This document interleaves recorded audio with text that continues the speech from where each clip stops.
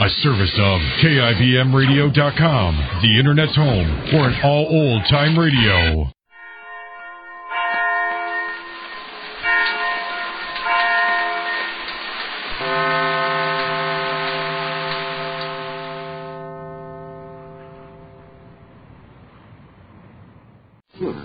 And now, the Goldbergs. Molly Goldberg is not going to feel safe again until she and her family are back home in Glastonbury. Meanwhile, she and Jake and Rosie nervously await Sammy's return from an automobile ride with Sylvia. Now that Sammy has definitely decided not to marry this girl who brought so much suffering and unhappiness into his life and into the lives of her family, the future should be brighter. But Molly's dread goes deeper than any promise Sammy could make. There's a certain brilliant wickedness about Sylvia that terrifies Molly, and Molly keeps talking and looking at the clock and wondering. Rosalie, what time is it? Mama, darling, you just asked me the time. I want to know it again. I want to know it again, Rosalie, I said. Ma. Where's Papa? He went to put oil and gas in the car. Is Mr. Allison? Upstairs talking to his daughter, Leah. Rosalie, if they're going to leave soon, Rosalie, well, as soon as family comes in, why didn't you wear something a little warmer for riding in the car? This is all right until we get further north. I could only see myself in a different climate already. A very different climate. Ma, if you'd only tell me what you're afraid of. I don't want Sammy out of my sight. That's what I'm afraid of. What time is it? Again, Ma? Again, Ma. Rosalie, why is a button off your dress? Where? Where? Here. Where? There. Oh, I'll fix it. Why did you put it down without a button? Why? Ma. Everything should have buttons, Rosalie. What's so important about a button? What's so important? It means you're careless. I don't want carelessness. Carelessness in one thing extends itself to carelessness in everything else. I don't want it, Rosalie. I don't want you to be careless. I don't want it. Did you ever saw Mama without a button? All right, Ma. Did you ever saw Mama put on a dress shouldn't have hooks and shouldn't have eyes and shouldn't have zippers and shouldn't have buttons and shouldn't have buttons? Ma, I said I'll fix it. You shouldn't put it down. Well, I didn't know. Didn't know. Didn't you saw when you came to button the first button that the third button wasn't there? Is that the car coming, Rosalie? Oh, no. No. Get me a needle and give me a thread. Now? Now. This minute? This second. Where am I going to find a needle now? That's Carabelle. She's upstairs with Mr. Allison, too. Cross-examining everybody. How do you know? I heard Carabelle say so. And he's waiting for Ed, his son-in-law. He'll know everything. I wish we did.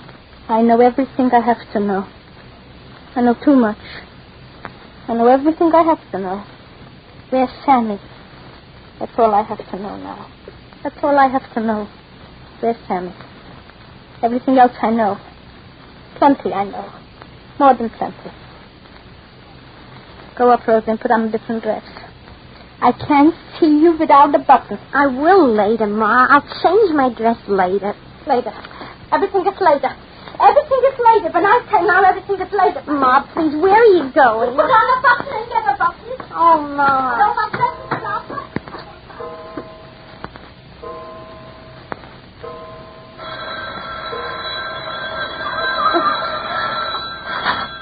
Hello? Yes? Yes. I want to talk. Ma, please. Here. Who was it? What was it? Hello? Hello, Ma? Sammy? Sammy?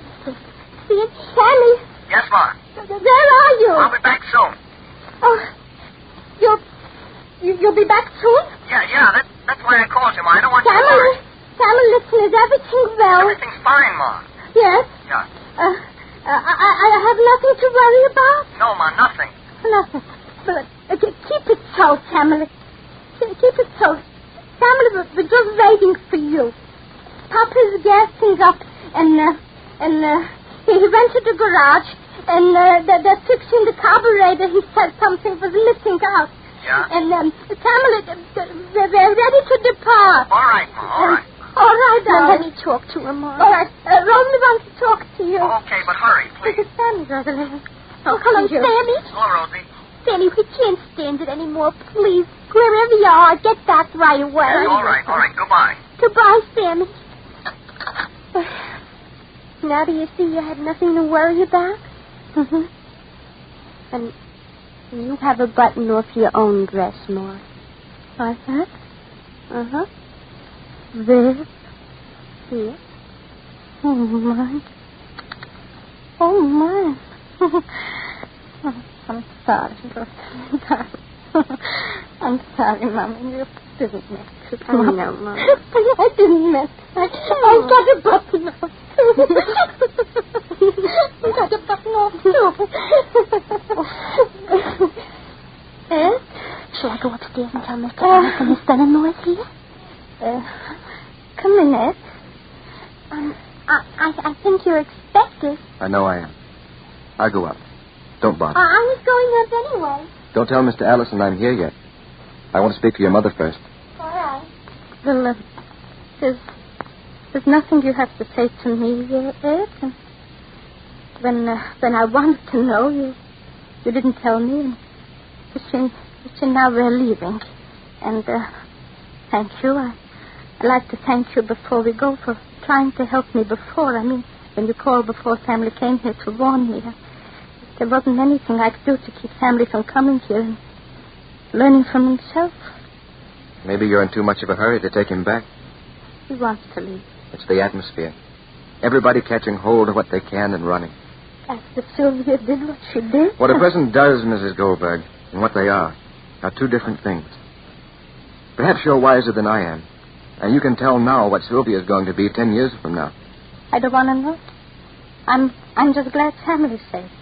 As far as Sylvia's concerned, let her learn and do what she can the way she can. You mean she's bad? Irretrievably bad? And that you're afraid of her? I'm afraid of her, yes. Even if she is, what are you going to do? Just let her be? If the world is full of good people and bad ones, Mrs. Goldberg, and they never mix, what'll happen to the bad ones? I didn't say the world was divided into good people and bad ones, Ed. People are mixed. People are good and bad together. Sylvia loves Sammy. I love him, too. He loves her. He does not. He did. He never was sure. You're blinding yourself to the one fact that can make all the difference in Sylvia's life, Mrs. Goldberg. The fact that she loves Sammy, and that he can turn her into anything he wants. I'm not blinding myself to the fact that the one thing Sammy shouldn't do is to tie himself to Sylvia to say, well, here's Mr. Allison. Talk to him, Ed. Changing people and saving them is not for young men like Sammy. It's enough that they can walk a little straight themselves. And when it comes to children, let the parents do the doing when something has to be done. Let Mr. Allison. Whatever Sylvia is, he's her father. Excuse me. What were you telling her? Something useless. What was it? That Sylvia should marry Sammy if he wants to. He doesn't. And he came to me like a man and said so. But you, Ed, when you loved Sylvia, why did you marry Leah? Why couldn't you come to me and say, Mr. Allison, I love Sylvia? Why did you take Leah's life and ruin it? I tried not to. You tried. Did you try by remaining in love with Sylvia ever since? Up to this minute, including now? That isn't true, Mr. Allison. No matter what I was and what I did, Mr. Allison, the truth is very simple now. The most important thing to me in the world is my family. Leah and the children. And all during my marriage, it was you, Mr. Allison. You, who helped keep me separate and apart from her. You hated me because I wasn't one of these bright successes. Because I didn't care for the things that were most important in your life. Attitudes like that are like diseases. We all caught it. We can all cure it. And you can help all of us. I want you to talk to Leah for me. All right. I'll talk to Leah for you. Maybe I can help you. Maybe I can help Leah. But what about Sylvia? She's also my child. As far as Sylvia's concerned, don't let anyone or anything talk you into thinking she's just lost. Because if you act that way, you will lose her. What do you mean, Ed? I know Sylvia. You'll lose her in a way you won't forget for the rest of your life. And suddenly, there is quiet and a kind of resigned calm in Allison's house.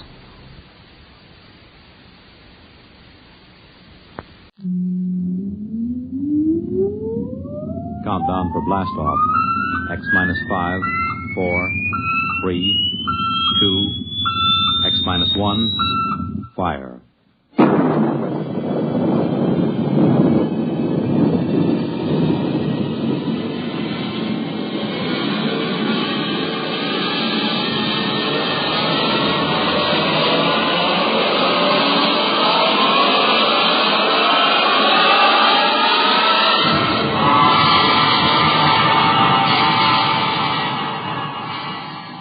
From the far horizons of the unknown come transcribed tales of new dimensions in time and space. These are stories of the future, adventures in which you'll live in a million could-be years on 1,000 maybe worlds.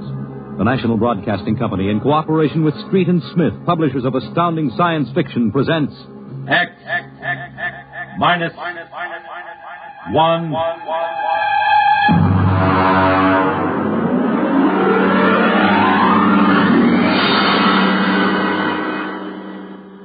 Tonight's story, To the Future, by Ray Bradbury.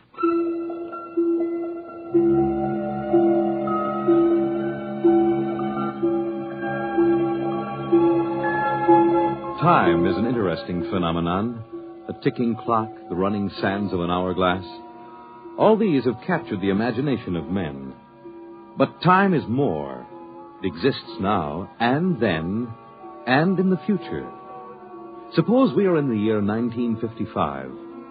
Coexistent in time may be worlds we have never seen, the worlds of the past and of the future. The year 1955. It was a spring night in Mexico, fiesta time. The fireworks shot up into the clear, dark sky, and the papier-mâché bull ran about the plaza chasing boys and laughing men. Mr. and Mrs. William Travis stood on the edge of the yelling crowd, smiling. Bill, what is it? What did they say? They're cheering for the bull. Here he comes. He's good, isn't he? How they rig that fire breathing. Bill, it's wonderful. I've never enjoyed myself so much in my life. It's terrific. They caught the bull. Bravo, Toro! Bill, it will go on, won't it? I mean, our trip. Sue, don't worry. I've got enough traveler's check for a lifetime. Relax. No, but suppose they find us. Forget it. They haven't a chance. But suppose they do. Suppose they take us They'll back. never find us. Oh, relax. Enjoy yourself. If it only lasts. Come on. Let's get out of the crowd. You need a drink. Let's try something different this time. I want to try every drink there is in the world. Don't worry. There's no rush. We've got plenty of time now. In here. There's a table over there. Come on. Bill, What's the matter? don't look right away. Huh? Over your left shoulder, right by the end of the bar. That man. What is it? I saw him this morning in the plaza. Take it easy. The town's full of tourists. He was at Juarez and at Tasco. Bill, I'm afraid. Don't stare at him. Come on. I know it's the same man. He was wearing the same white suit. Sit down, Sue. Come on, dear. Smile. Act Bill, natural. he's been following us. He's a searcher. I know he is. Quiet. Here, boy. Si, senor. Benedictine brandy, too. Si, senor.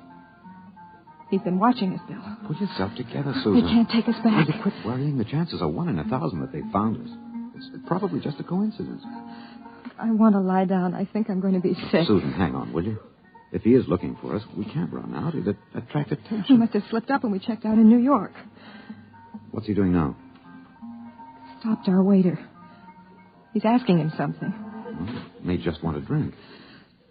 Bill, I can't stand it. I've got to go upstairs and lie down. All right. As soon as we finish our drinks. What's he doing now? He's nodding at me. As if he knows me. He's smiling. Bill, he's coming over here. Watch yourself. We've got to go right on in front of him, so if he is what we think he is, he won't suspect. I can't. We've got to. Come on. So I said to David, that's absolutely ridiculous. What do you... Mr. Christian, you did not pull up your pants leg when you sat down. What? I'm afraid you've got the wrong person. My name isn't Chrysler. Kristen. Oh. I'm William Travis. I don't see what my pants leg has to do with it. Oh, mind if I sit down?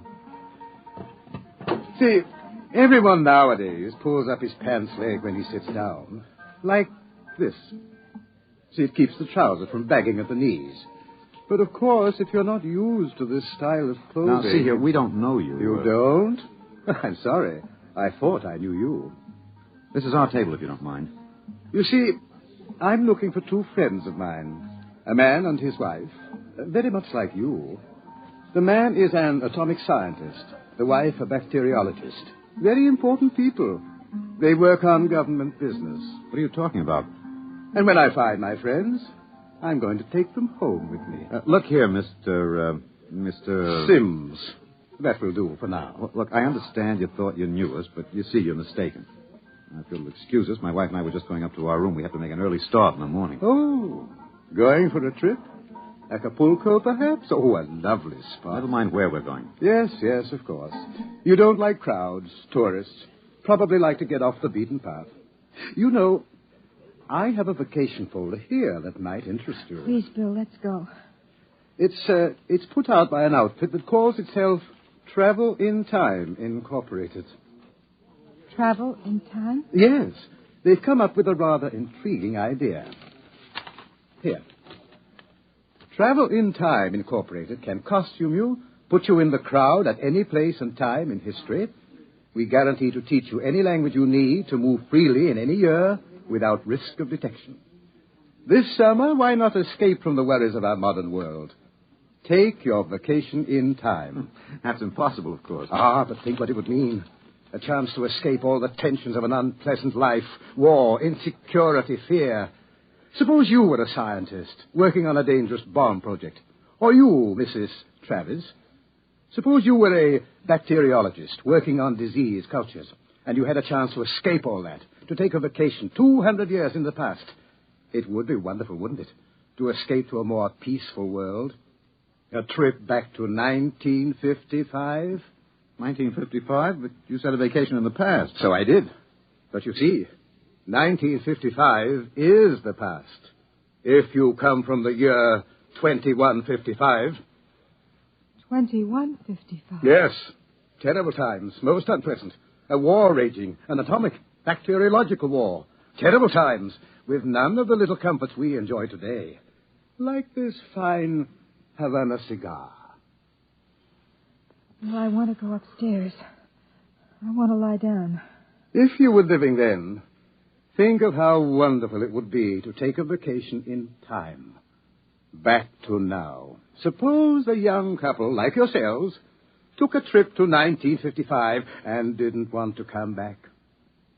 Do you know what would happen? The government sends a searcher back to look for them. This is all fantastic. The searcher finds them and brings them back. Back to that miserable, insane, stark, pleasureless world of 2155. A pity, isn't it?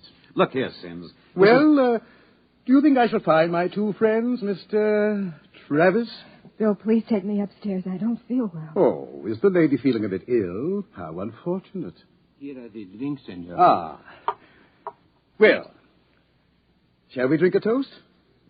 To 2155. To the future.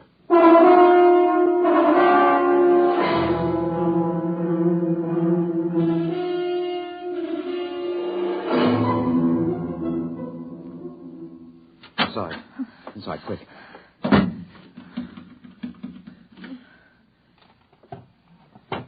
What are you doing? Shoving a chair under the doorknob. He knows. He's been following us. He's a searcher. Look, keep quiet, Sue. I want to think. He's going to take us back. It isn't over yet. I've got a headache. I'll get you an aspirin. What will they do to us? I don't know. Something slipped. Something must have slipped. But we were so careful. The searchers are trained to watch for detail. Things like not pulling up my trousers. Started them thinking, there's a man who isn't used to ancient clothes. I could kill myself for giving it away. No, it was my walk. These high heels. Here. Thanks. The nerve of that Sim sitting there looking us up and down like animals, smoking those stinking cigarettes. That's how I first noticed him at Tasco.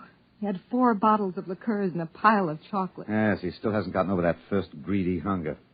We've got to look out for that. It's the sure sign of somebody from the future. Trying to make up for a lifetime of shortages by stuffing yourself sick. Remember our first night? Bill, I can't stand it. We've got to get out of here. What are you doing? Packing. Put the suitcases up.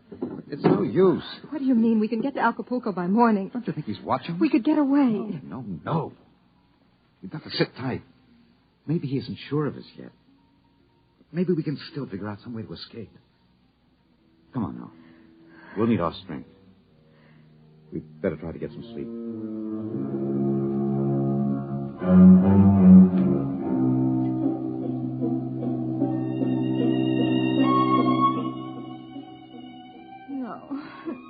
No, I won't go back. Security pull it. The bomb is falling and killing. What's the matter, No, Sue? no. Sue, wake up, Sue. Bill, where are we? It's all right. Calm down, honey. We're still in 1955. It's all right. Oh. You must have had a nightmare. Oh, Bill, it was awful. We were back there, 2155. Oh, Bill, we won't go back there, will we ever? Go back to sleep, honey. It's all right. We're in Mexico, 1955, and we're going to stay here. Sue, I've been lying awake here thinking. He's still testing us. He's not absolutely certain. He's got all the time in the world. He can stay here as long as he likes. And then bring us back to the future 60 seconds after we left it. They can't make a scene, can they? They don't dare come out in the open. No. It might change the future. They're afraid of that. Bill, if we could only tell somebody, ask for help. You know we can't. That's why we had to submit to the psychological block treatment before they okayed our vacation. We couldn't tell if we tried. The block's too strong. Maybe we can break it, Bill. What's the use, darling? Who'd believe a crazy story like ours? Who'd believe we come from 2155? No, we can't tell. And they'll have to get us alone to put us in the time machine to send us back. Then that's it, Bill. We'll never be alone. It's still siesta tomorrow. It'll be easy to stay in the crowd. Yes, that's the only chance. We can't let him get us alone. He won't get us back to that war and that insane world. Bill. Well, could be the room clerk. At 3 a.m? I'd better answer. Don't, Bill, don't. I've got to. Hello? Hello? Mr. Travis? What's the idea? It's 3 a.m. Yes. I just wanted to remind you, the rabbits may hide in the forest, but a fox can always find them.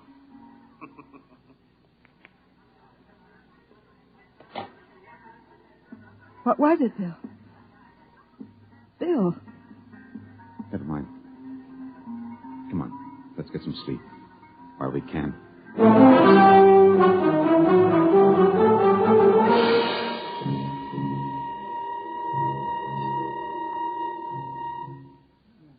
Buenos dias, señor y señora. Good morning, Senor Gomez. I trust you are spending pleasant days in my hotel. Fiesta time is the best. Yes, it's been lovely. Your special table is all ready for breakfast. Hey,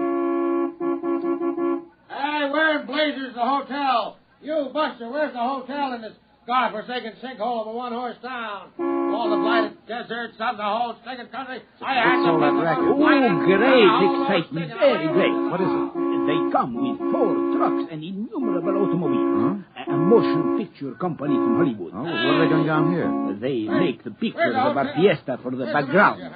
That fat man, the one with the most colorful shirt, he is the chief. Manager! Director. Manager! Where's the manager of this Adobe Fleabag? Coming, senor. You will excuse me, senor. I hope the table is satisfactory. Coming, senor. This is a break, so that movie company will draw crowds, and that helps us. When can we leave, Bill? Oh, not today. He'd be... Okay, kids, end of the line, chow. Get it up, Maxwell, and lay off the pepper. I gotta know, sir. Bill, there's Sims across the dining room. I can't do anything now, not with these actors coming in. Gloria, you sit next to Papa. Hello. Max, make sure nobody monkeys with the trucks and the gear. Right, Chief. Do we have to eat at this crummy joint, Joe? Cheer up, sweetie. Your mere presence makes this chastens and truck roll into one. Oh, not this early in the morning, Joe. I couldn't stand it. Okay. Anything you want, laddies. It's on the dear old expense account. They look happy, don't they? There's an idea. Maybe I could hire two of them. I could say it was a joke. Why? We could dress them in our clothes, have them drive off in our car sometime when Sims couldn't see their faces. Where would that get us? With him off on their trail, we might make it to Mexico City. It'd take years to find us there. Wait, that movie man's coming over. Excuse me, you folks are Americans, aren't you? That's right. Boy, am I glad to see you. I'm so sick of hearing Spanish, I could kiss you. Hey, come on over and eat with us, huh? Well, I don't think we should intrude. Oh, come on. Misery loves company. I'm Misery, and that's the company. We're from Hollywood. So I understand. Yeah, boy, would I like to be there. I'm Joe Melton. I'm the director. I'm William Travis. This is my wife, Susan. Mutual. Come on over, kids. Join the party. Cheer us up. Only no tamales. I burned out 3 kidneys on tamales since I came over the border. Boy, am I funny, huh? Wonderful. Well, come on over. Hey, kiddies. I got new blood. Brother Yanks. Just a moment, Mr. Travis.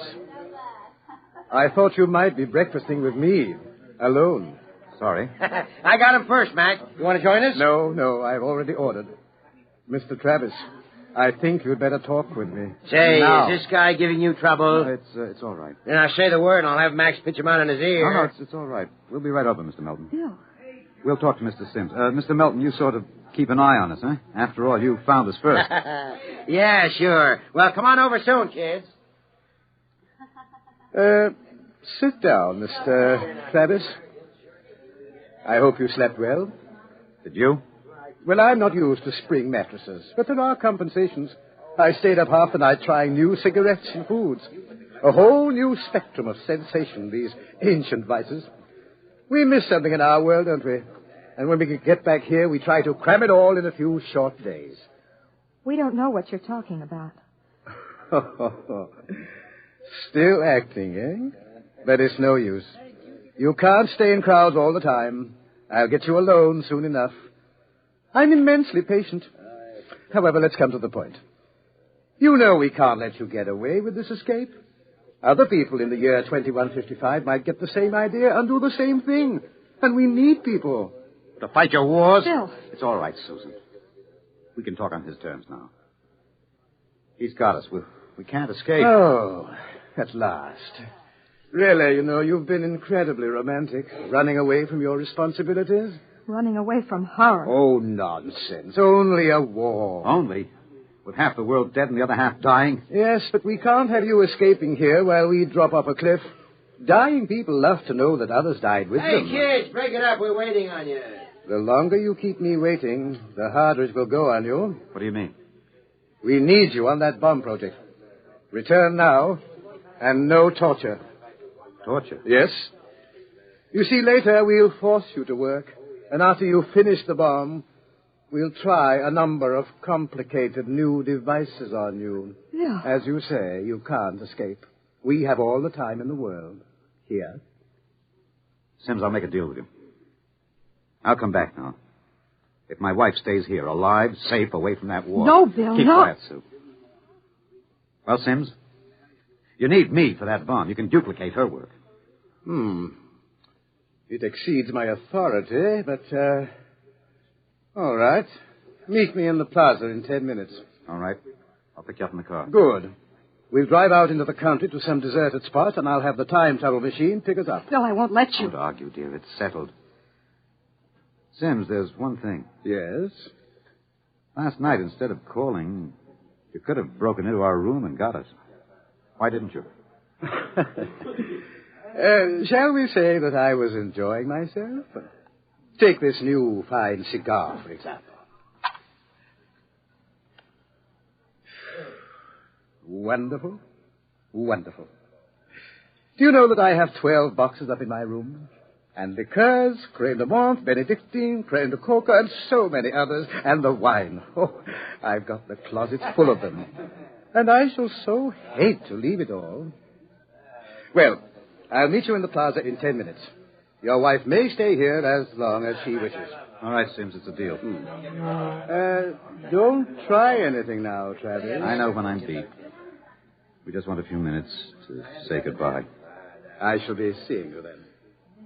Bill, I won't let you do it. I won't let you. Oh, please, I'm going to Susan. tell the truth. I'm going to get help. You can't. The psychological We've block got to is- try. It's our last chance. Hey, Bill. Hey, aren't you two going to join us? I Mr. thought... Melton, I've got something to Huh? tell you, and you've got to believe me. won't work, I've Sue. got to try. Now, go ahead, kid. Spill it. You've got to understand. You see, we really... Bill. Mm-hmm. Bill, my head. Huh? I can't think. My head. Say, you need a bromo, honey. That works, Sue. The block's too strong. We better get the car. Bill. Bill, please. Someone's crying. Somebody, please. Breakfast, no time for people to cry. Now, what in the world could a good-looking kid like you find to cry about?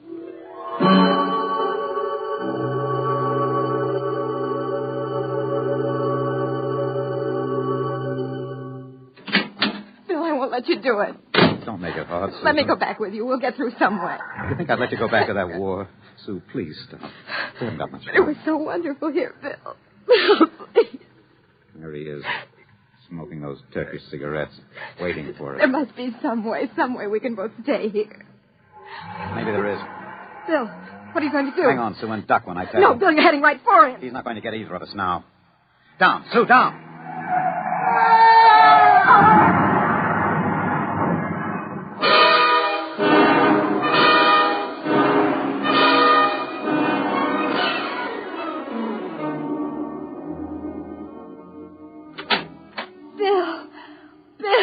Bill. It's all right, darling. It's all right. Oh. It's all over. Darling, this is the mayor. Senor, your husband has been officially cleared in this most unfortunate affair. It is obvious this senor seems died of an unavoidable accident. An accident? Oh, yes, of course. Adios, senor, senora. Will they want to see you again? No. No, I'm clear. Oh. I lost control of the car. That's the way it stands. Sue, I hated to kill him. I've never wanted to do anything like that in my life. Where shall we go now? Mexico City? The car's in the repair shop. Won't be ready till 4. And we'll get out. Hey there, Travis. Wait up. Oh, it's that movie man, Bill. He was very good to me when they had you in there. Hey, I heard what happened. They sprung you, huh? Great. Yes, it was an accident. Well, lucky you didn't get hurt yourselves. Everything okay now? Yes, I think so. It's fine. But you both look a little rocky. Say, you want to get your mind off your troubles. We're through for the day. Cloud's fouled up our shooting schedule. We're going to put a header on it up at the hotel. Gloria's cracking the ice now. Well, maybe we will join you. But first I've got to check up on the car. Well, don't miss the party, kiddies. See you upstairs. Bill, I don't think... Relax, honey. We've got the break now. Sims is dead. Before they can put another searcher on our trail, we'll have time to make a clean getaway. How about the car? We'll be ready till 4. We've got a couple of hours to kill. I'm so tired. What you need is a little excitement. We rate a celebration, honey. Well, I guess it would be nice to unwind. Sure. We'll go up to Milton's room, have a couple of drinks, a few laughs. Don't worry, honey. It's all over. We can relax.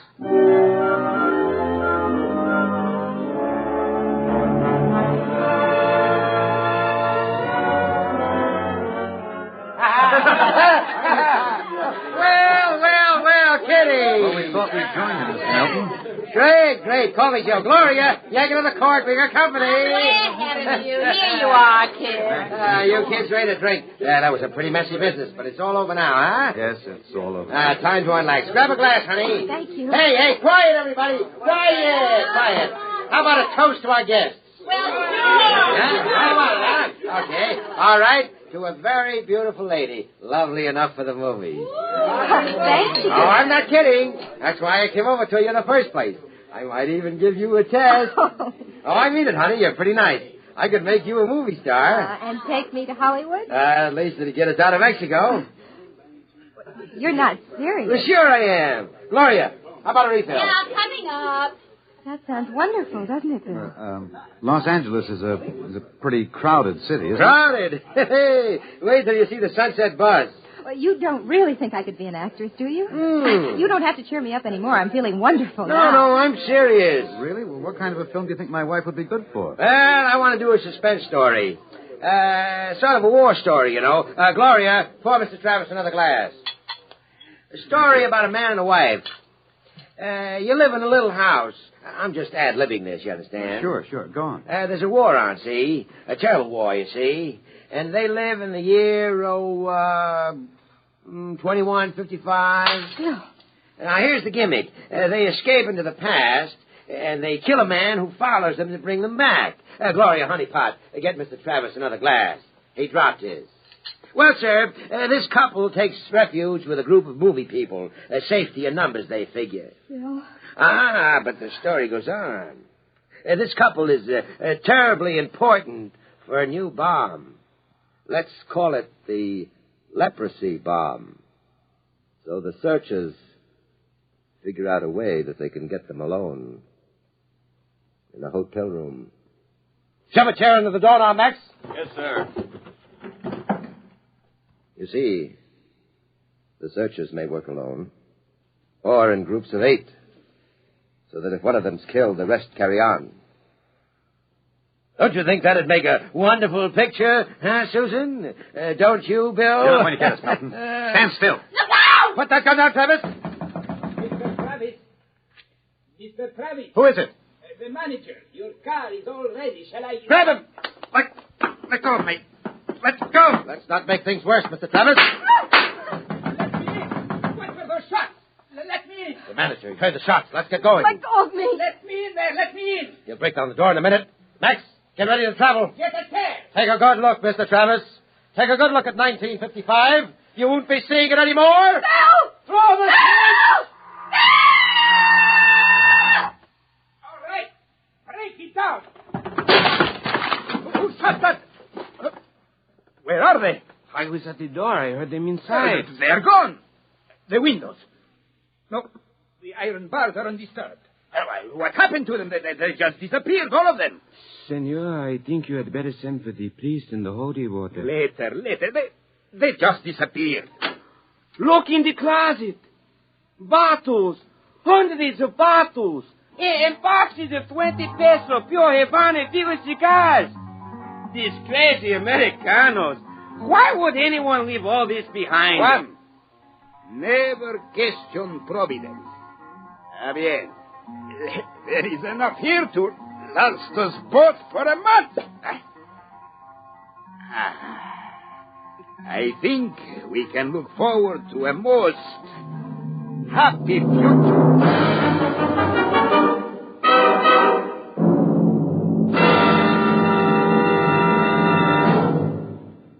You have just heard X-1, presented by the National Broadcasting Company in cooperation with Street and Smith, publishers of astounding science fiction. Tonight, by transcription, X-1 has brought you To the Future by Ray Bradbury. It was adapted for radio by Ernest Kenoy. Featured in the cast were Terry Keane, Alexander Scorby, Mercer McLeod, Joe DeSantis, Guy Sorrell, Alan Collins, and Stan Early. This is Fred Collins speaking. X-1 was directed by Daniel Sutter and is an NBC Radio Network production.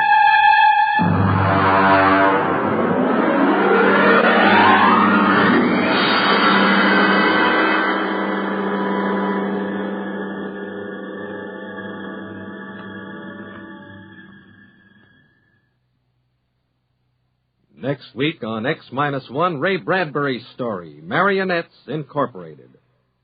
It's groomed for your interests. Weekday, NBC Radio.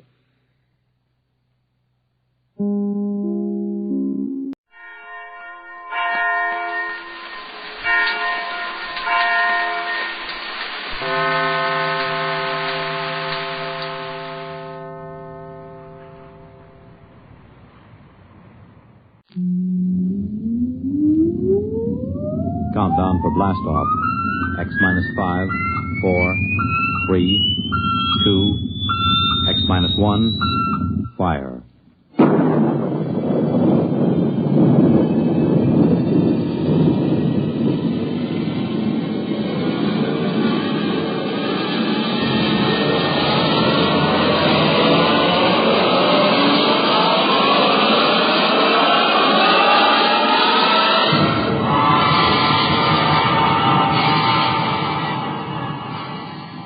From the far horizons of the unknown come transcribed tales of new dimensions in time and space.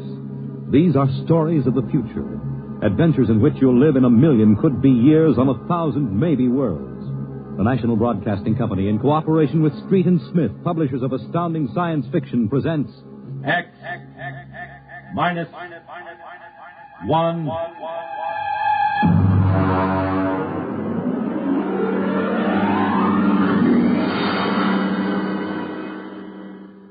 Tonight, a Ray Bradbury story, Marionettes Incorporated.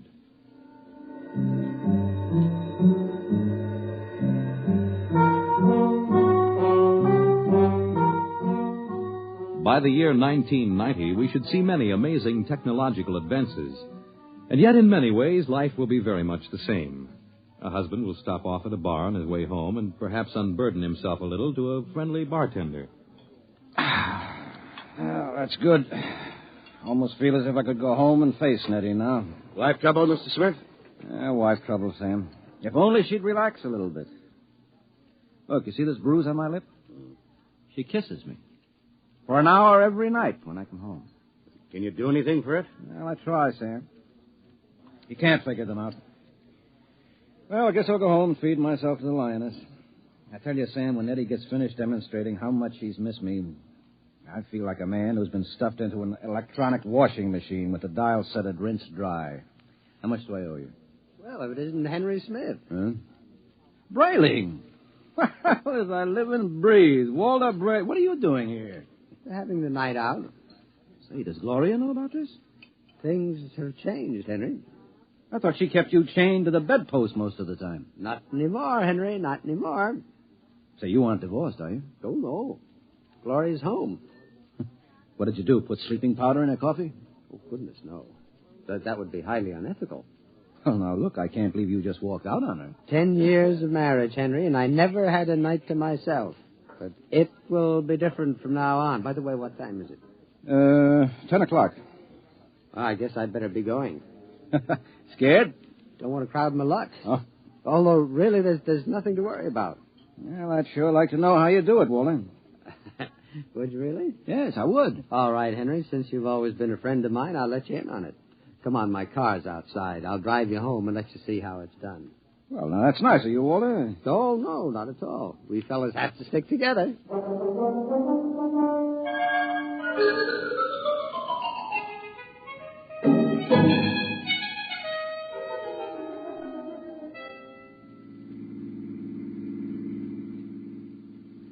I don't suppose you know how Gloria and I came to be married in the first place. No, I don't. Well, one evening, she threatened to tear off her clothing and call the police unless I married her. No. Oh, yeah.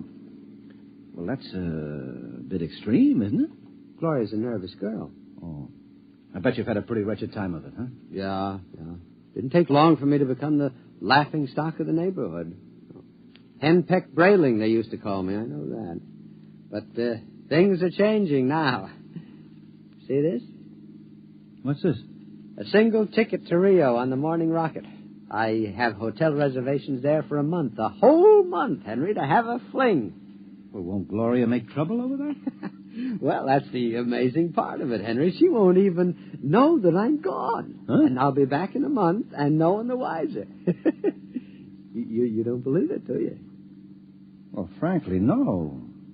Just how are you going to swing it, Walter? That's the secret, Henry. I tell you, it is the most wonderful thing ever invented. Worth every cent I paid for it. Well, what is it? I'm going to show you. Now, here's my house. You notice the lights are all out? Uh-huh.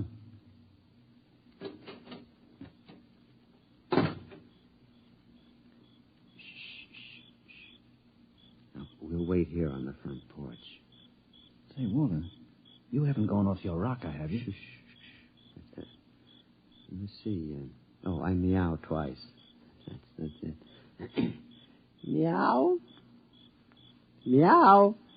Now watch the window in my bedroom. It looks as if somebody's... Hey, there's a man up there. He's looking out. Good. He sees me. Now he'll be down directly. Oh, now look, isn't this a bit embarrassing for you, Walter? No, not at all. You'll find out. Here he comes. Hello, B2. Good evening, Mr. Brayling. Either I'm going out of my mind or there are two of you. You never told me you had a twin brother. I don't. Look, if this fellow were in the pajamas, I couldn't tell you apart. Well, that's the secret, Henry. Everything go all right, B2? Just fine, Mr. Brayling. I suppose my wife was in her usual good form this evening? Well, as a matter of fact, we spent the evening playing gin. No screaming, shouting, accusations? No, sir. No, it was a very quiet evening. Well, but this is even better than I thought. Marionettes Incorporated aims to satisfy, sir. Did he say Marionettes Incorporated? That's right, Henry. Then now look him over. Isn't he excellently fashioned? You wouldn't dream he was a robot, a marionette. No, I don't believe it. Well, it's against the law, of course, to duplicate a human like this, but it's well worth the opportunity. I still don't believe it. You can't tell him from a human. Well, only one way. Put your ear next to his chest. Huh? That's it. Now listen. It's machinery. Walter, old man, how long has this been going on? Well, I've had him a month. I keep him in the cellar in my toolbox. And tonight I told Gloria that I'd like to be excused for 5 minutes to run down to the cigar store. Uh-huh. She agreed. I went down the cellar, took out Brayling, too, and sent him back upstairs to sit with my wife till I got home. That's miraculous. Of course, Walter, it doesn't seem quite ethical somehow. Oh, nonsense. Highly ethical. Hmm? I've been home all evening. I shall be home with her for the next month. In the meantime, another gentleman named Walter Brayling will be in Rio having the time of his life. Well, can he walk around without fuel for a month? He refuels himself. Oh. He's built to do everything. Eat, drink, sleep. You'll take good care of my wife, won't you, B2? Well, your wife is rather nice. I've grown quite fond of her. There, you see? Yeah, Walter, man, how long has this Marionettes Incorporated outfit been in business? Secretly for 2 years now. Why? Well, I wonder, you suppose there's a possibility that I might get in touch with him? You? Hmm. But your Nettie is madly in love with you. Well, I know that, but even so, just a little respite, a night or two once a month, huh? But she loves you dearly. So much she can't bear me to leave her for half an hour. You know that lately she's taken to calling me up at work 10 or 12 times a day, talking baby talk. Your Nettie? My Nettie. So now what do you say, old man, huh? As a favor to an old buddy, huh? A fellow lodge member? Well, I could put you in touch with the man who makes them. Of course, you'd be pledged to secrecy once you learned where he's located. Oh, naturally. Very well, then. Here's his card. Marionettes Incorporated. W. Zeig, proprietor and owner. New humanoid plastic 1990 models guaranteed against wear. Our motto, no strings attached. Address, the Jumble Shop, 43 South Wesley Drive. Mr. Zeig will take care of you. He's a charming fellow. Real craftsman. Say, that's wonderful, Walt. I'll see him first thing tomorrow. Well, I better be getting home now. Nettie is probably splitting a gasket. Well, see you around, old man, after I get back from Rio. While I'm gone, you might drop around regularly, just as you always have. Treat Brayling, too, here, as if he were me. Otherwise, Gloria might be suspicious. Yes, fine, I'll do that. Oh, before I go, these marionettes, they're safe, aren't they? Oh, absolutely. Tell him, B2. Oh, we're guaranteed. Well, that's fine. Well, good night, Walter. Good night, B2. Good night, Mr. Smith. Good night, Henry. Well, I'm glad someone else will have a chance at a little happiness and freedom. All right, Brayling, too. It's back into the cellar box for you. Come on, down the steps. That's it.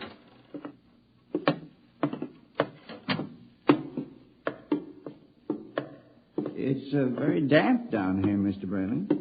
Bad plumbing. Here we are. Brayling. Yeah?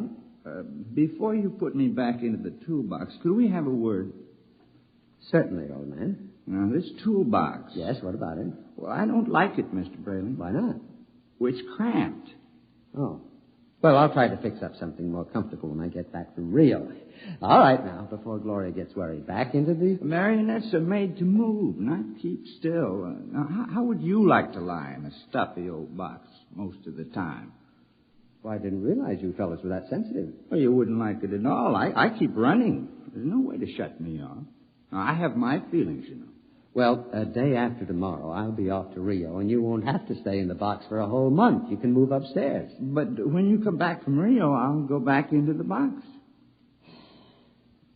Mr. Zeig didn't tell me at Marionettes Incorporated that it was possible to get a difficult specimen. Oh, well, there's a lot he doesn't know about us.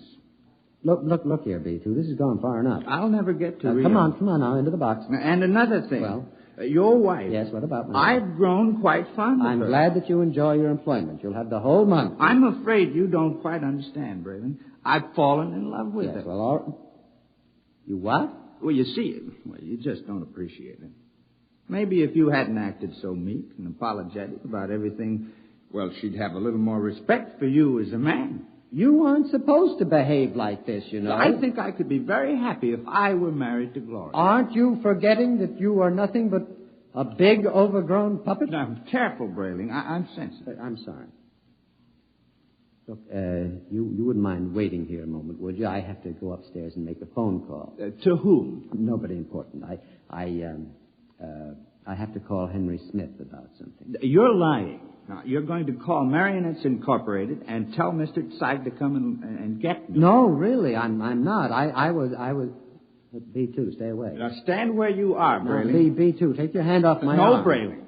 What are you going to do? Nothing much. I'm just going to put you in the toolbox, lock it, and lose the key.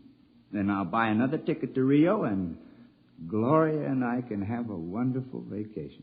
You're insane. Oh, am I? Now, wait a minute. Hold on, B2. Don't be rash. Now, let's talk this over. Goodbye, Brayling. Now, B2, stop it. Don't. Let go. Into the box, Brayling. There.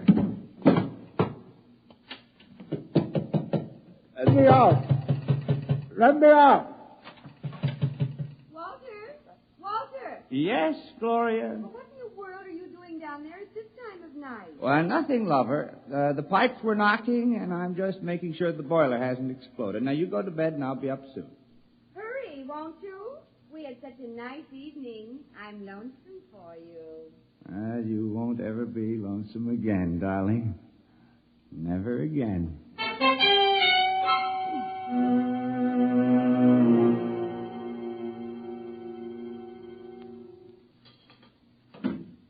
Good morning, Nettie. Good morning, darling. How are you? Have a nice time last night? I missed you so. Mm-hmm. Is breakfast ready? Well, aren't you going to kiss me good morning? Huh? Oh, yes, I suppose so. You're so wonderful, Henry.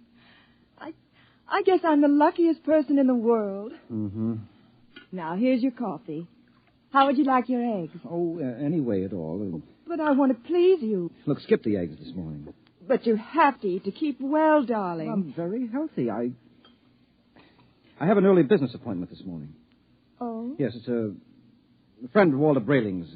I met Walter last night. Oh? Yes. So, I better be off. Now, Nettie, don't look as if I were on my way to Rio or something. Well, it's just that I miss you so. I want to be with you all the time. Oh, dear, do I have to go through this every morning? I'll be back at supper. Now, there's no need to cry now, is there? No, darling. You aren't displeased with me, are you? I try so hard to do everything just as I think you'll like it. I know. I'm not displeased. Now, goodbye, dear. Henry. Yes? You forgot to kiss me goodbye.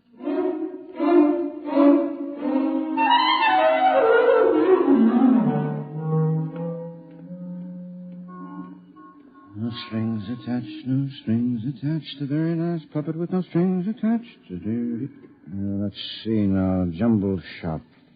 43 South Wesley. Well, that should be about... here it is.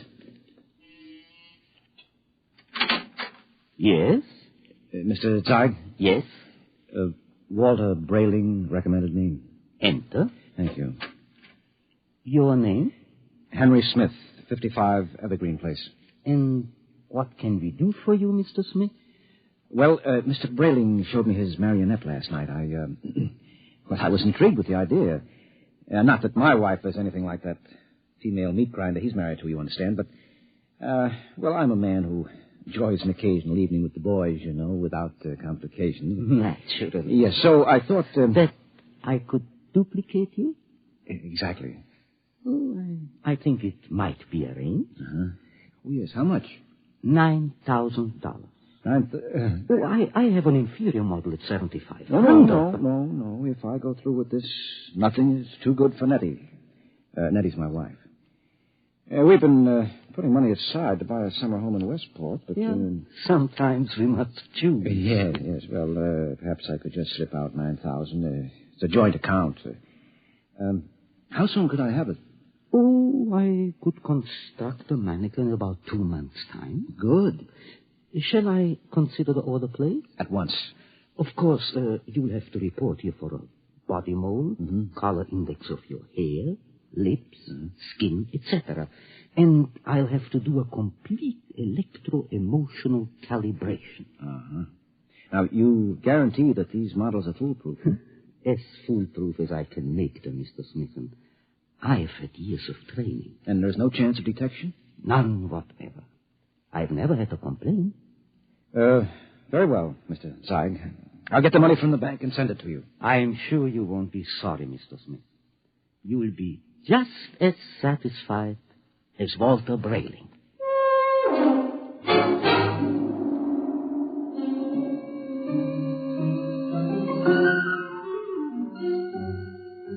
Oh, Teller. Yes, Mr. Smith? I'd like to cash this draft on my joint account, please. Yes, sir. $9,000, sir? That's right. Oh, I'm afraid that's impossible, Mr. Smith. Impossible? My wife and I have a good $15,000 in our account. You're mistaken, Mr. Smith. Well, I know. Here's your card, sir. You see, Mrs. Smith withdrew $10,000 recently. $10,000? Without even telling me? I remember it distinctly, Mr. Smith. She said it was for a surprise for you. Oh, good Lord, she's bought that house in Connecticut. My birthday is next week. Oh, no. I've got to borrow it somewhere. I've already contracted... Yes, sir. Quite a surprise for you. Mr. Smith?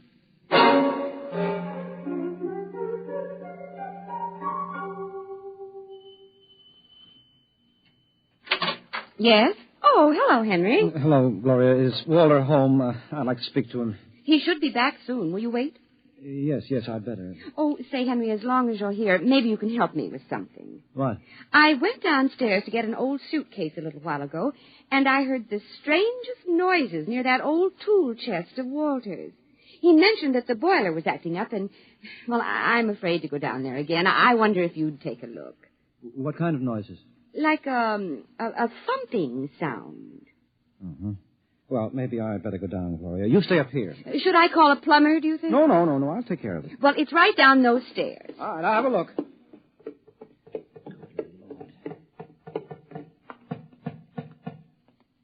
Hello? Hello in there. Oh, let me out. Let me out. Just a minute. Keep quiet, for goodness sake. Let me out. I'll have to smash the lock. Now, what? Henry, thank God you've come. What's the matter? I've been in there all night. I thought I'd suffocate. He tried to kill me. He tried to murder me. Who? Which one are you? No, don't be an idiot. I'm Walter. What happened? Me, too, the marionette. He stuffed me in a toolbox and left me to suffocate. What? Fortunately, I found an old file in there, managed to get an air hole through the wood. Good Lord. He's taking Gloria with him to Rio. Have they left yet? No, he's gone downtown for the tickets. Good. We may have time. For what? To get down to Marionettes Incorporated and tell Mr. Zeig to stop him. You're in no condition. So don't worry about me. We can't waste any time now. Come on. What about Gloria? I'll sneak out. Tell her that you fixed the plumbing. Tell her anything. I'll meet you outside. All right. What a fool I've been. Oh, what a fool I almost was. I went down and ordered one of those things today.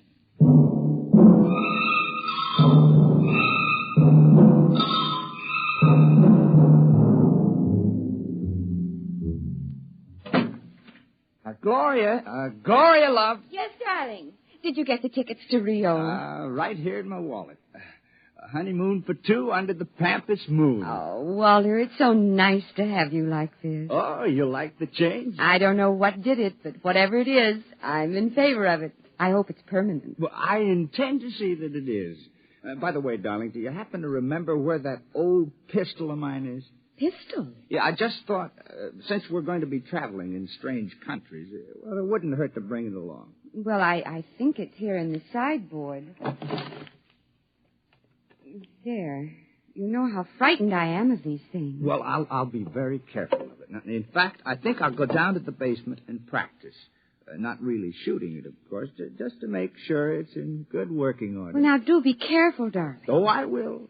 If you should hear a shot, now, don't be frightened. I may fire it into a block of wood just to test it.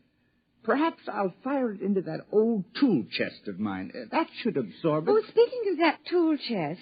What about it? It reminds me that Henry Smith was here. Oh? Yes, I heard some noises downstairs, and he went to fix the plumbing. Oh, is he still down there? No, he left. I really don't understand it. He seemed so anxious to see you before he went down to the cellar. And then he just left. Did he stop the noises? Well, he must have. I don't hear them. Yeah, I see. What is it, dear? Well, I have to go out for a while, darling. But, Walter, we have to pack if we're leaving. Well, I'll be back soon. There's something very important I have to attend to. What is it? Well, just some personal business with Henry Smith. Now, please excuse me, darling. And now, don't worry. When I get back, everything will be fixed once and for all. Oh, we can enjoy the rest of our lives just as though the old Walter Brayling never existed.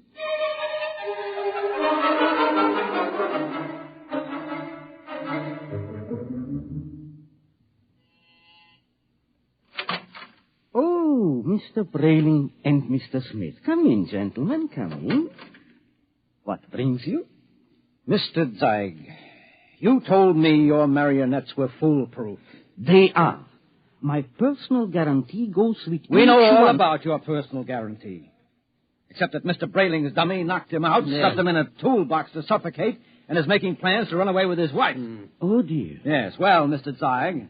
Well, I really don't know what to say, gentlemen. What Mr. Brayling and myself would like to know, Mr. Zeig, is exactly what are you planning to do to stop this overambitious robot? Well, of course, we shall have to recover B2 first, and then I'll simply dismantle him Yes, and... Well, he doesn't seem to want to be dismantled, Mr. Zeig. In fact, I think that you'll have trouble catching him.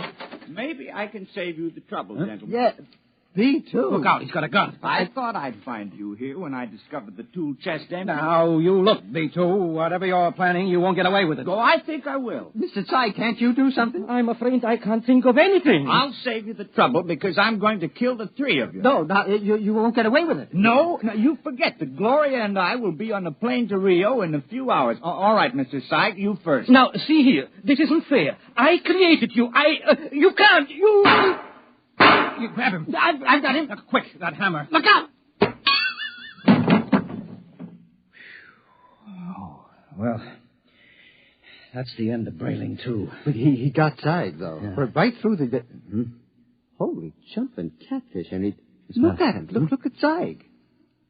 It's nothing but a mass of coils and springs, just like Brayling, too. Well, he's nothing but a marionette. He's no different. Brayling, do you know what this means? Oh, this is incredible. A marionette building other marionettes? But someone must have built Mr. Zeig originally. I wonder what... Well, perhaps Mr. Zeig turned on whoever built him the same way Brayling, too, turned on you. Well, at any rate, we'll never know. Oh. Say, I wonder how many of these things are walking around among us. Oh, I shudder to think of that. You know, some of our best friends might be. Ooh. Yeah. Come on, we have to get out of here. But the police... Now, don't be a fool, Brayling. There's been no crime committed here. All the police will find is two oversized puppets with the springs coming out of them. And they seem so lifelike. Yes, I know, and they were only machinery. Now, you got to remember that. Yes. What'll I tell Gloria? Well, if I were you, Brayling, I wouldn't tell Gloria a thing. I'd simply pick up that other ticket to Rio and take her on a honeymoon, just as she's expecting. But what about you, though, Henry? What are you going to do? Me? Well, I'm going home and give Nettie a kiss that'll singe your hair. Oh, you know, when I think of what might have happened if I'd gone through with this marionette thing, It makes a fellow realize how lucky he is to be married to a decent woman. Oh, come on, let's go.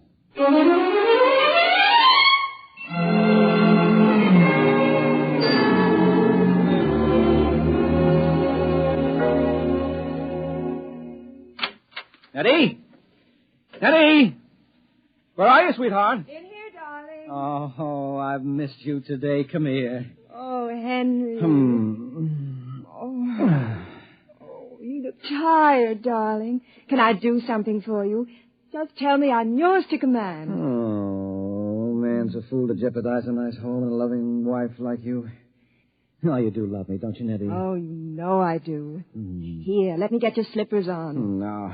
Oh, it feels good to sit back on the sofa and relax. Oh, you don't know what a trying day I've had. Oh, I can see you're all upset. It isn't anything I've done, is it, dearest? Oh, no. Well, in a way, something you've done is connected with it, yes. What's that, darling? The money. Money? Now, I know you wanted to surprise me with the house, darling, but really you shouldn't have taken that money out of the bank without consulting me. Henry, I don't even know what you're talking about. Now, Nettie. But I don't. Nettie. Oh, you're so upset, darling. If it's anything important, let's talk about it later. Meanwhile, why don't you just put your head on my shoulder and rest? Well, I must admit that sounds enticing. Here, let me make you comfortable. There. Hey, just close your eyes. That's it.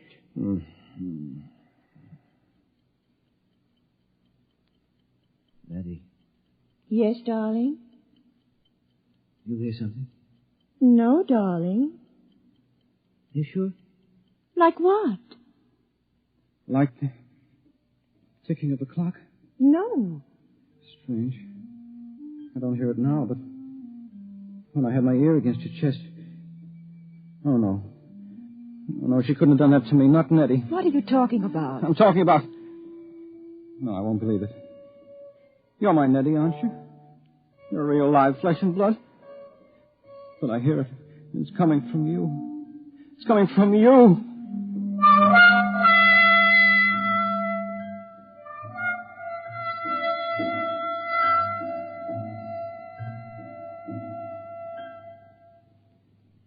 You have just heard X-1, presented by the National Broadcasting Company in cooperation with Street and Smith, publishers of astounding science fiction. Tonight, by transcription, X-1 has brought you Marionettes Incorporated, written by Ray Bradbury and adapted for radio by George Lefferts. Featured in the cast were Les Damon, Dick Hamilton, Carl Swenson, Theo Getz, Arthur Cole, Bob Hastings, Freddie Chandler, and Ginger Jones. Your announcer, Fred Collins. X-1 was directed by Daniel Sutter and is an NBC Radio Network production.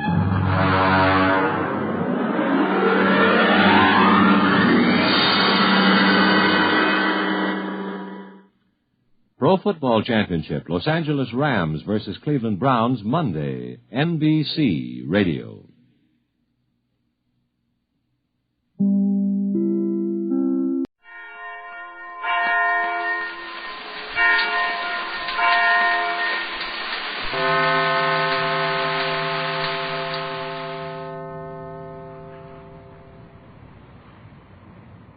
The underwater city of Euclidia has a new surprise to offer in each of its giant rooms. This weird colony beneath the sea, composed of 13 immense natural caverns, improved and strengthened by the Euclidean scientists, has been the prison for the adventuring Gregory party for some time. Strange things have happened to different members of the party, and the most recent and perhaps strangest of all is the addition of the girl submarine commander, who has been removed from her position as a Euclidean and sent to join Mrs. Gregory. Jerry and Joan are talking about this as they approach the entrance to the largest of the underwater caves, and one which they have not seen before. Well, gee whiz, Joan. If Tex and your mother and this Euclidean girl are so blame sure we can get away from here, what are you so afraid of? Please, Jerry, do not speak so freely. We may be overheard. Not along here. That girl commander said we could talk in this room just the same as if we were outdoors. I wonder if she will remain loyal to us. Oh, sure she will. I know that you are very sure of the attractiveness of your world, Jerry, but it does not hold everyone. Each of the Euclideans could have a place of prominence in your world if he chose, yet they remain here. And 3 members of the crew of Mother's boat have become loyal Euclideans. Oh, don't you believe it. Those fellows are just working for the Euclideans to keep them happy. You'll see whose side they're on when the time comes to escape from here. I hope you are correct, Jerry. But in any event, I'm sure you speak too freely of escape. Well, okay, I won't say any more about it. But we'll escape just the same. Is this the entrance we're to use? Oh, it must be. It's the only one near here. Then let us enter. Well, sure. Come on. Oh, Jerry. Golly, whiskers, Joan. There's an airplane flying around this room. You are right, Jerry. That is a small airship of the type employed in your world. And imagine a room big enough to fly one of those things around. Watch it now. It's going to land.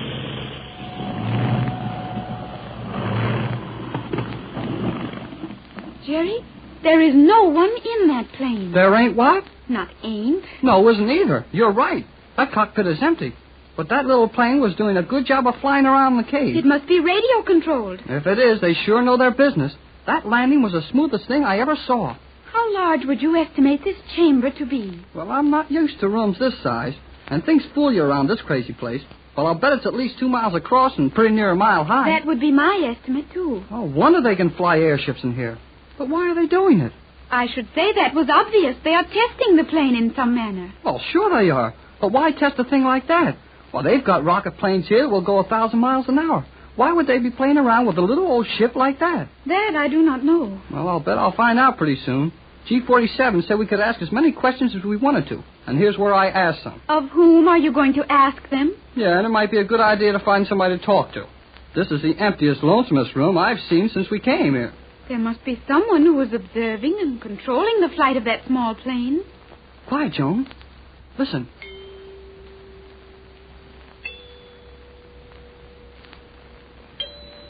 Jerry, isn't it sure is.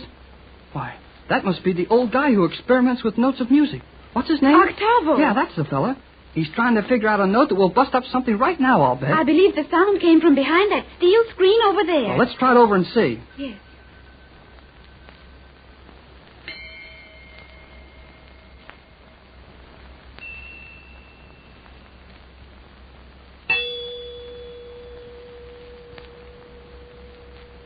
Yep, you're right, Joan. There's the old boy. Hello there, Octavo. He is very deaf, Jerry. I do not believe he heard you. Well, let's get around in front of him. Hello there. I said hello. Who are you? I'm Jerry Hall. And I am Joan Gregory. I know you.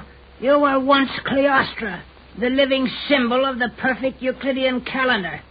Now you are an outcast. The choice was mine. The choice of the outcast is usually his own. Hey, look here, mister. We didn't come around here for you to make wisecracks to us. Was there any purpose in your coming? Sure there was. Then state it. I'm busy. We will not interrupt, but G47 gave us permission to visit various parts of Euclidia and ask questions regarding anything we did not understand. And there's plenty we don't understand. I can believe that of you. Well, never mind that stuff. Is it all right if we watch what you're doing? If G47 is given his permission, it is not within my province to deny your request. No, okay. We won't get in the way. What are you doing? Did you observe the flight of that robot-controlled plane? Yeah? We witnessed the end of a flight as we entered this chamber. I am working with the destructive musical notes, searching for the keynote of the motor in that plane. When I find it, the plane will crash. I should think it would. I will be interested in studying the results. To try it out on real planes in our world someday, huh? Who knows? Well, I don't know, but I've got a pretty good idea. Keep your ideas and hold your tongue. Please, Jerry, we will not be allowed to witness this experiment if you anger Octavo. Oh, okay, I'm shut. I believe I am approaching the correct note. I will send the plane aloft once more. How do you do that? Thales, the master electrician, is operating the controls for me. You may see him in the tower yonder. There he is, Jerry. Oh, I see him, and I don't like him. Jerry, was that not sudden? Sudden? Worse than that. Well, that little plane just jumped into the air. You will observe the plane. It is flying rapidly, in irregular curves and loops. Watch it intently as I strike a variety of notes on the musical glasses.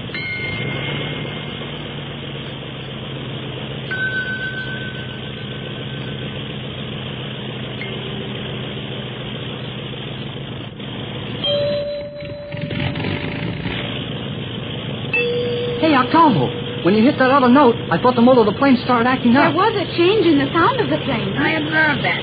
However, the plane continued unharmed. The musical note was, therefore, not perfect. Yep, it's still flying, but that came mighty close. I will signal Thales to land the plane and rearrange the scale of these glasses. It is very clever, is it not, Jerry? The manner in which that small plane is controlled from a distance. Sure is, but I've seen that done back home. What I'm interested in is this musical glass thing. You will observe that I will change the level of the liquid in several of these glasses. Well, which glass do you use now? That I cannot determine without going over them. Well, you've got to do all that all over again? Precisely. You are impatient, Jerry. But this is liable to go on all day. All day?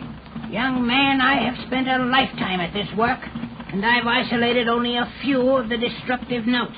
Well, we'll walk around and look at something else while you get tuned up. You have my permission to do as you please. But let me warn you to remain out of range of the musical notes. We will be very careful. See that you are. Come on, Joan. Let's see what we can see around here. I believe there is little of interest in this cavern. It appears to be merely a testing laboratory for planes. Well, what's the matter with that for interesting? A testing laboratory for airships, and the ceiling of the place is 400 feet below the ocean. It is unique. Yeah, I guess it is. Hey, look, Joan. Is that a real airplane? Where? Right here, this little thing. It appears to be. I never saw anything that small that was supposed to fly except the kite. Oh, do not touch it. Oh, well, I wouldn't hurt it any. Nevertheless, I would advise you to leave it alone. Oh, okay. Sounds like October's getting ready to try it again. The little airplane is still standing idly. Well, I guess the old boy knows he hasn't even got a note to close to what he needs. There is the control tower, Jerry. And Thales looks like he's got some fun out of doing something to us. I think that Thales and Cheops are now both very dangerous enemies. And I know they are. G-47 punished both of them for letting that rocket plane crash while Tex and I were along. And they acted like it was our fault. The captain's quick action in saving all of your lives made Cheops and Thales look very foolish. And the Euclideans do not enjoy being the object of ridicule. Well, I don't think anybody does, but it's too late to worry about it now. Did you notice, Jerry, that there are clouds up near the ceiling of this cavern? Clouds? Well, by Jimmy, you're right, Joan. And that's sure something to tell the folks. A room under the ocean so high that it has clouds in it. Of course, the clouds might easily be formed by vapors arising from the damp floor of the cave. Something going on again. The old man is striking his musical glasses. And the plane's taking off again. Maybe we'll see something this time. A number of the notes have been struck, and there is no obvious effect on the plane. The old boy's staying right with it, though. He must think he's got something. He has unlimited patience. One thing you've got to say for Thales, he sure knows how to run that plane by remote control. Jerry, I believe Octavo is nearing the solution of his problem. What makes you think so? He is striking that one note continuously. Yep, he is. Maybe that's the one. We'd better watch that little plane mighty close now. Oh, boy! He put in your hat at that The motor time. was stopped for a moment, but it is running perfectly again. He's striking that note again. And you can hear it. It's longer. It seems to stay in the air. Jerry, that motor has stopped. And the plane is falling. No, the motor is functioning again. Boy, that was close. I wonder what he'll do now. He is repeating that note. Yep. And this time he's really making it stay in the air. The motor is uncertain. No, it has stopped. He's got it, Joan. He's got it this time for sure. The plane is falling, although Thales is working the controls in an attempt to keep it afloat. He'll never keep that ship up. Look, Joan, the motor wasn't the only thing the musical note hit. The wings. See how loose and floppy they The are? entire plane is going to pieces. It is. It's going to crash.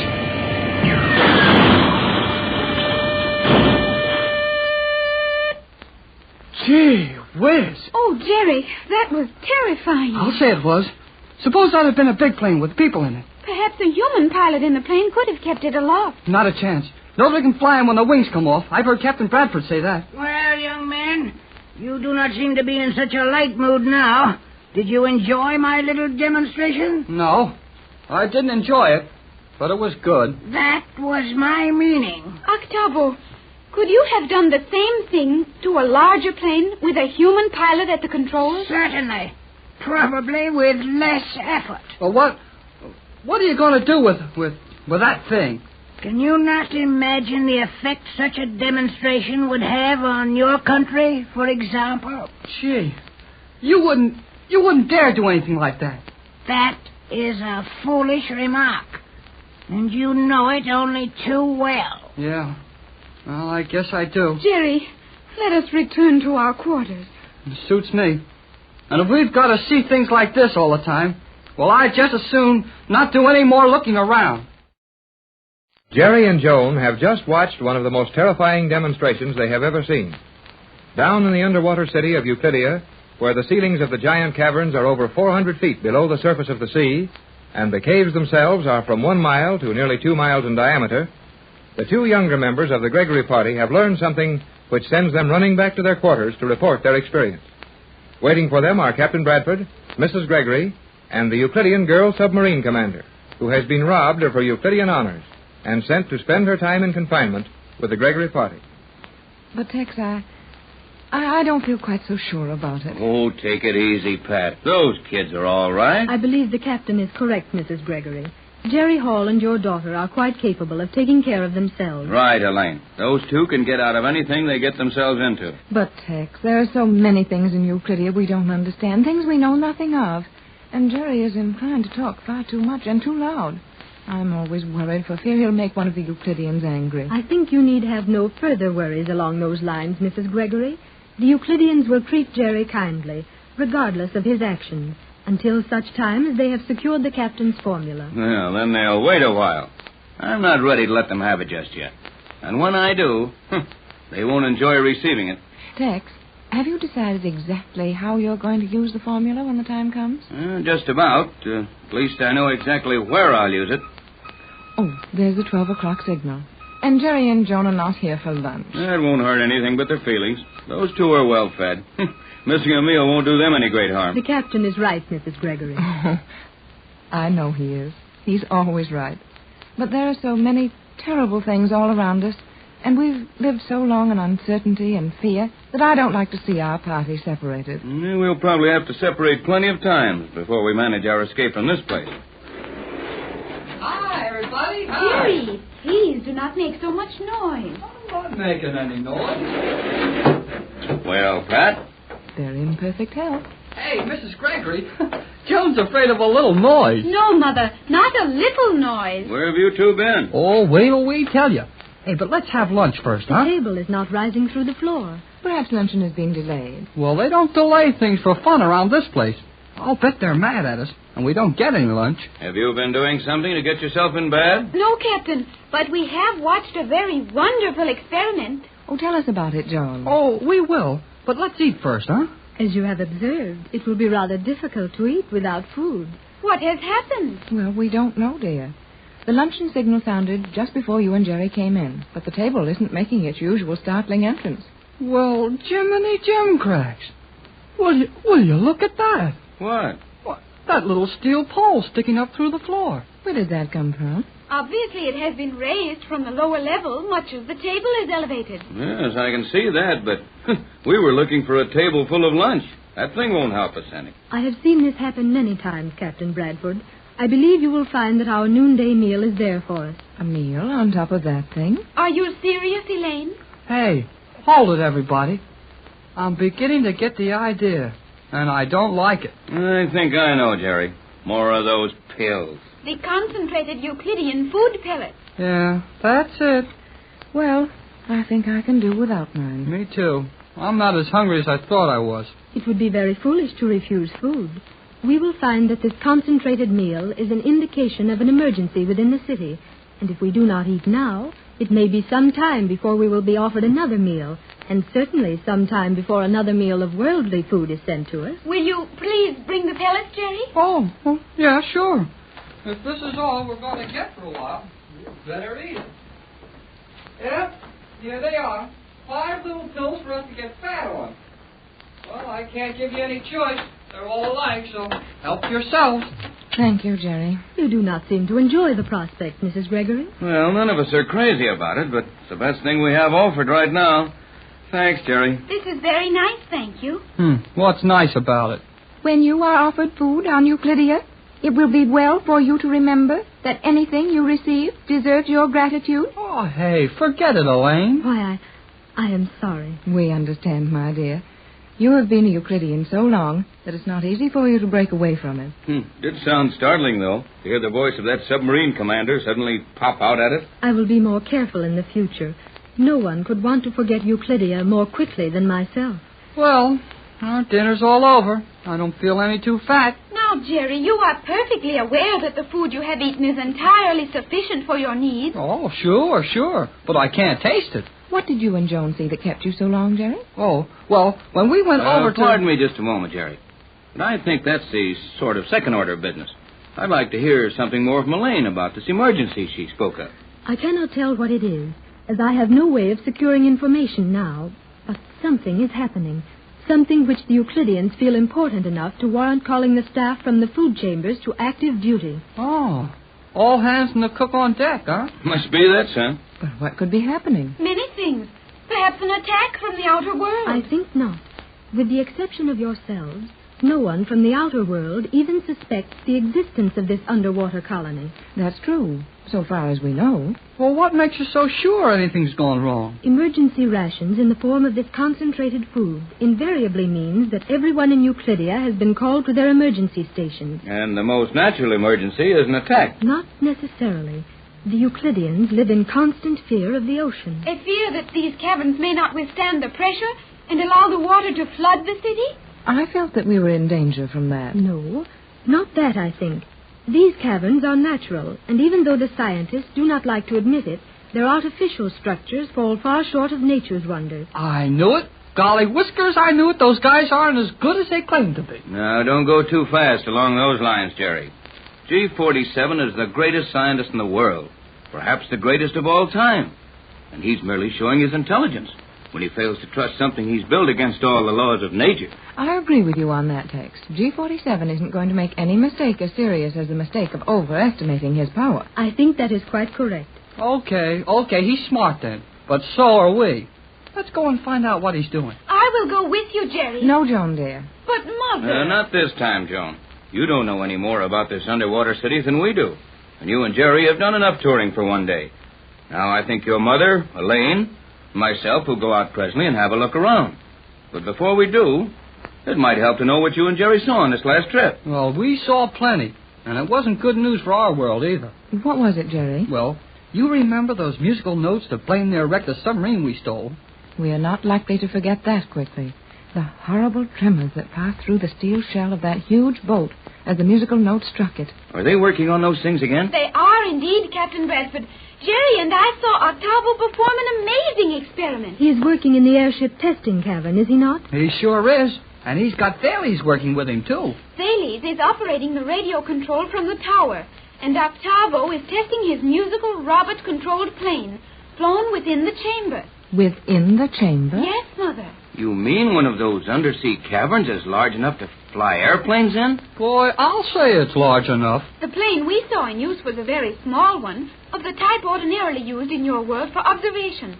Yet the results would be the same with a large plane. What happened? Well, the first couple of times old Octavo hit a note, the plane just shivered a little and kept on going.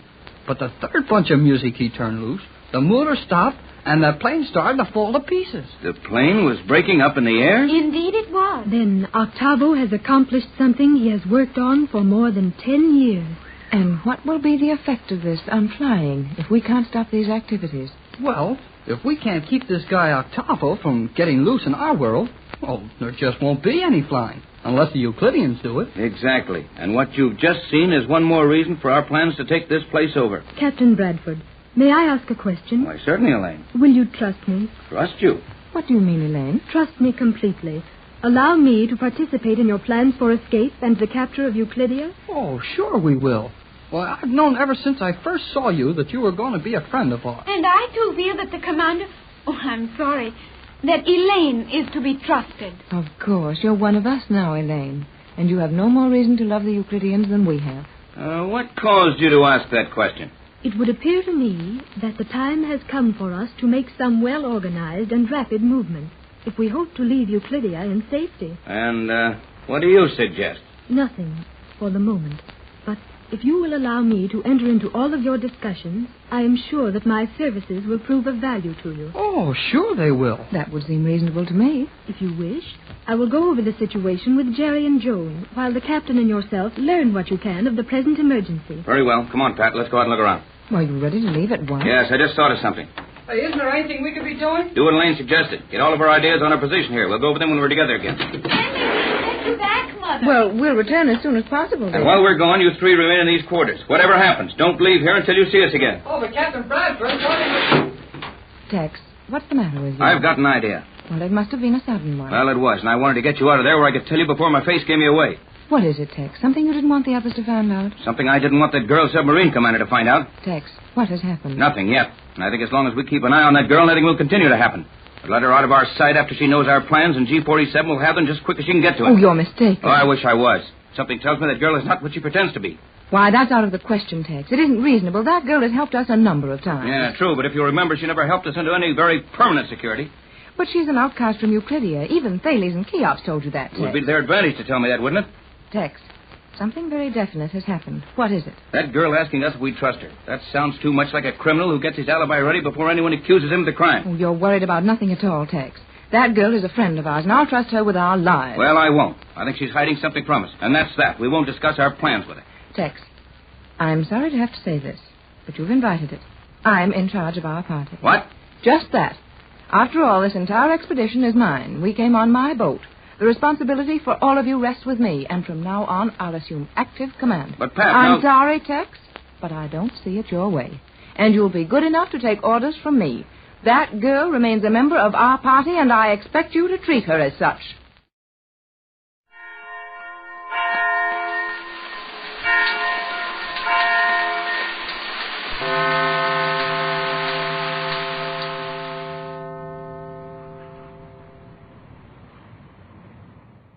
Buck Rogers in the 25th century.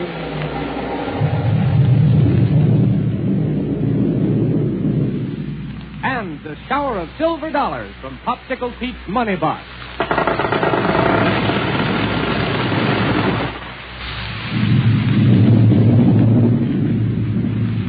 Well, sir, it looks at the moment as though Killer Kane and Ardela, the arch criminals, are one up on Buck and Wilmer. To begin with, they succeeded in stealing Buck's super rocket ship and Dr. Huer with it. Now they're flying at top speed through outer space toward one of the 10 moons of the planet Saturn. Hundreds and hundreds of thousands of miles behind them, Buck and Wilma doggedly follow the criminals' rocket trail, determined to rescue Dr. Huer at any cost. But now let's pick up our story in the rocket ship of Kane and Ardela. Here we go, 500 years into the future.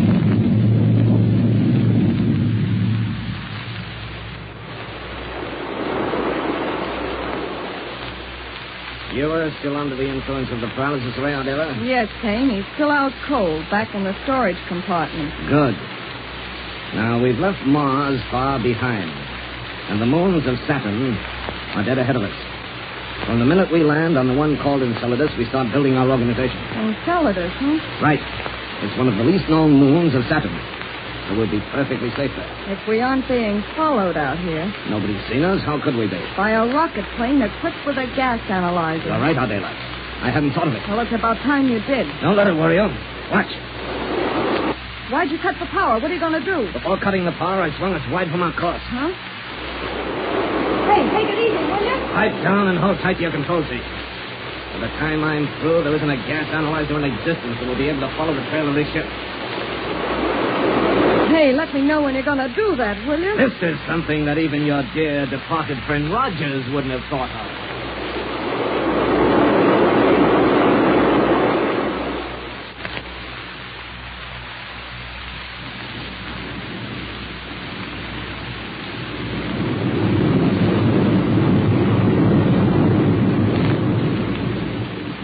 James' rocket trail still leads in the direction of Mars and Saturn, Buck. Yeah.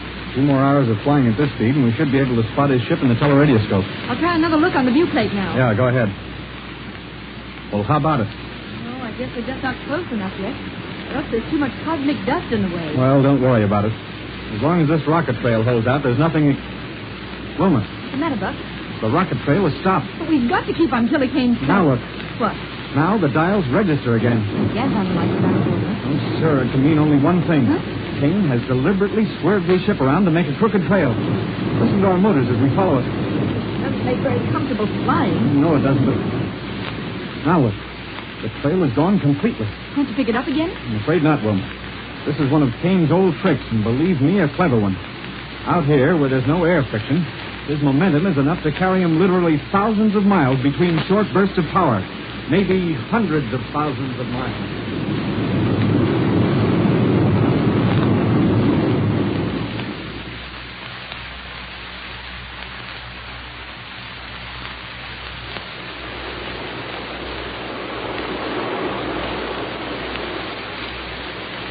Adela, things are working out beautifully. Yes, Kane? While you were giving Ure another dose of the paralysis ray, I contacted the king of Enceladus by radio. Good. His name is Corax, and I told him that we are Rogers and Wilma. No. That we're coming to see him on important official business. Did Corax ever know Buck and Wilma? He's heard about them, but never seen them. Marvelous. Now, we'll land at his capital in a few minutes. On the private landing platform atop his palace. Oh, the king has been impressed with our importance even before he's seen it. Exactly. Thinking that we're Rogers and Wilma, he's all ready to eat right out of our hands. Kane, I hand it to you. You certainly have a pretty little way of pulling the wool over people's eyes and making them like it. Forget it. Are you sure you gave Ure enough of the paralysis ray to keep him out of trouble? He's saturated with it. Can't even wiggle his ears. Good. Now, see? There's the capital right below us. I'll cut the power and coast to a landing. Somebody down there waiting for us on that platform. Yes, it must be King Korak. Hang on now. Now, don't forget, I'm Rogers and you're Wilma. Okay, let's get out. Welcome to Enceladus, the most progressive moon of Saturn, Captain Rogers. How are you, Korak? Meet Lieutenant Wilma Derrick. Oh, beauty. How do you do, Your Majesty? I am honored in having you here.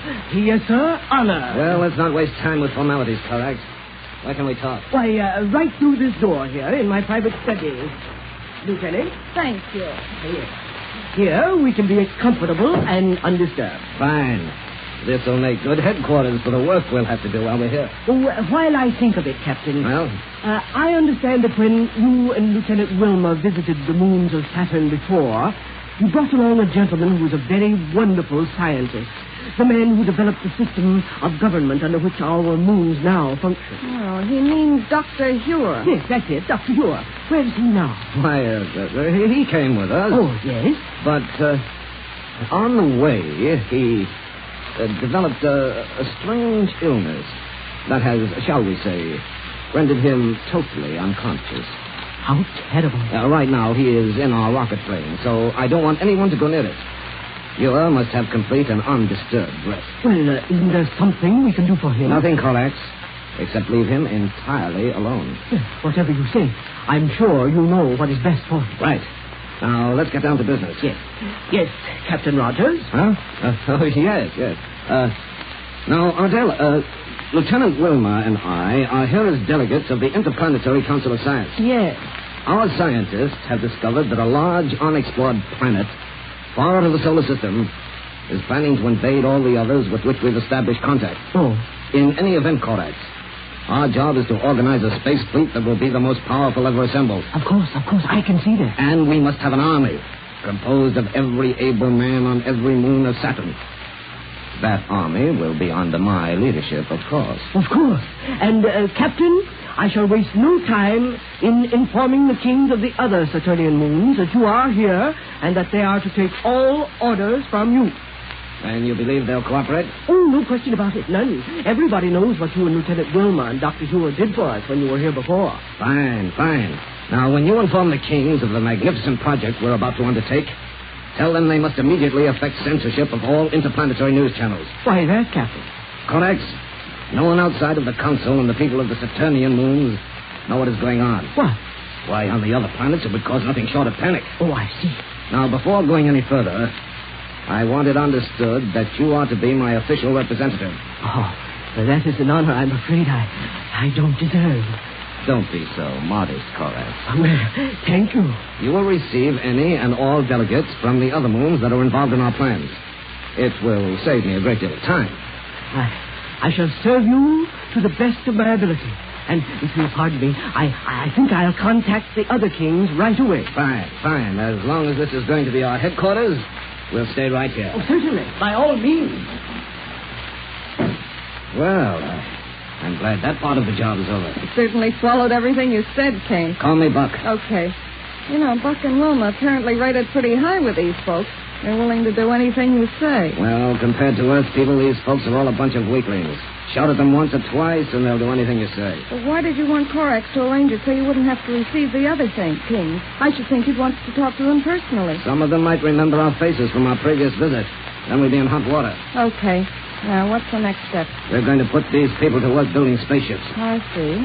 With all the manpower that's available, which will be only a matter of days before we'll have a powerful enough space fleet to face anybody in the solar system who might try to make trouble for us.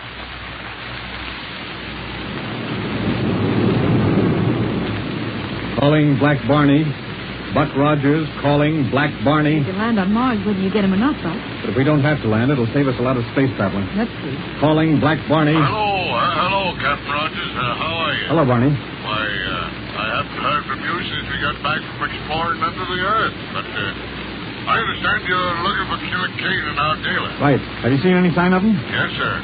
And I don't think you better waste any time if you want to catch him. You know where they are? Well, Captain, with them crooks on the loose, the minute I got back here to Mars, I got everything all organized out and fixed up a fleet of space patrol. Yes. And just yesterday, one of the pilots seen a strange super rocket ship flying out towards a little plasteroid. You mean planetoid? Yeah, plasteroid that lays about 14 points west of here in the same orbit as Mars has. Good. With this teleradioscope in sharp focus, he could see that with Killer Kane heading right towards Saturn. Great. So you sent patrol ships after it. Well, Captain, I was sort of afraid to... What? You mean you let him get away? Well, Captain, in getting things all organized out in such a hurry, I forgot to equip any of my patrol ships with rocket guns or anything.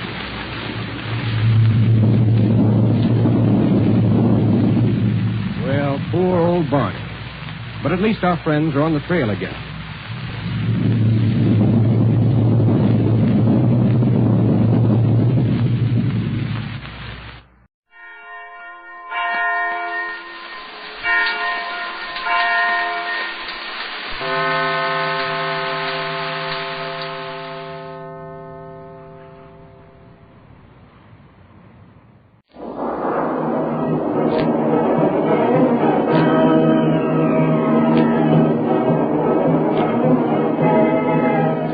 Presenting the amazing interplanetary adventures of Flash Gordon.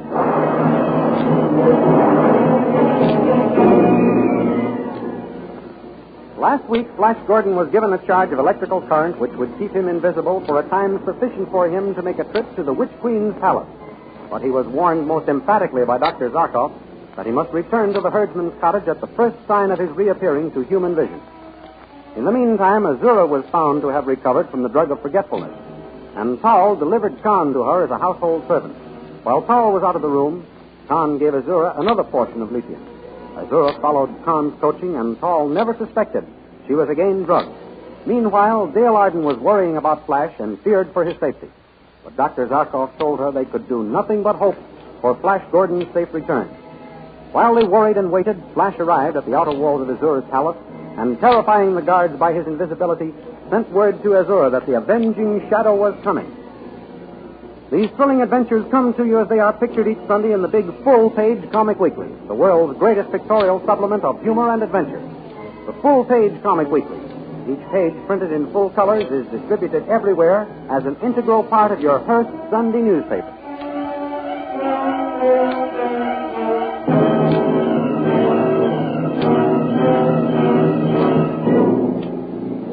Now we continue the story. As Dale Arden and Dr. Zarkov anxiously wait for Flash, they suddenly hear a horse approaching. It's Flash. I'll go and welcome him. Wait. Let us make sure who it is first before you go out.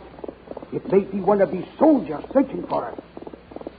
It is Flash. I can see the riderless horse. Yes, it is a riderless horse, all right. But we cannot tell whether the invisible Flash is riding him or whether the horse is really without a rider. You mean Flash may have been killed? Oh, no. He can't be dead. We shall soon know. Call him. Flash! Flash, darling! Are you there? Yes, Dale. It worked. Thank heaven. I was so worried about you, darling. Why? I promised to return before I became visible, and here I am. Yes, lad, here you are, and just in time. Look at your hands. Oh, I can see them. Can you? Yes. Yes, I guess I did get back just in time. But nobody at the palace saw me. Oh, how frightened they were. They ran like mice when they saw me. Saw my shadow, I mean. Did you see Tal? Or the Queen? No, neither one. I didn't trust this trick's disguise too long the first time. But I sent word to Azura to watch out for me. Good. That will give us something to think about. If you can think. Oh, come now, Dale. You mustn't feel that way. Everything's all right now. I know it is, Flash, but I hate that woman, and I always shall. Come, lad. Let us give you another electrical treatment. Yes, do. Then I can go back to the palace. So soon, Flash? I must see what's happened to Khan. They've probably taken him prisoner again. I suppose so, but I hate to have you go and leave me. Step up on the platform, Flash. All right. I'm sorry to have to leave you, Dale, but you're safer here. Now, make this a good one, Zarkov. I'll have to stay at the palace longer this time. I can increase the charge now that we know how it works. Good. I have charted the amount of current used and the length of time it retains its power. Soon we can control it to suit the occasion. Zarkov, we'll conquer the Witch Queen yet.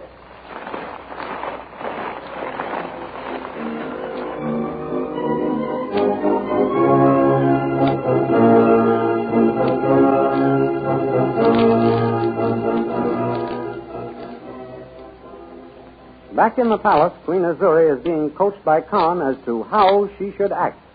And when he returns, King Flash will reward you. Do you understand? Yes, but that does not interest me. Why must you always be talking about this King Flash? Can't you find a more interesting subject? I can. Time is fleeting, Azura.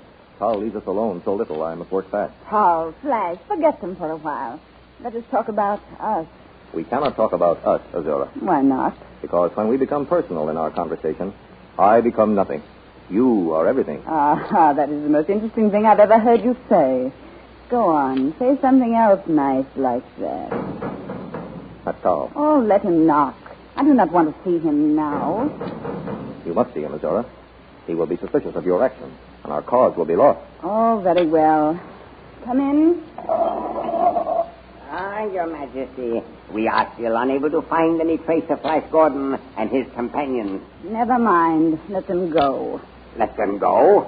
Your Majesty, I do not understand. They probably will not bother us anymore, and I'm sure I do not care what happens to them. Very well, Your Majesty. You may go, Tal.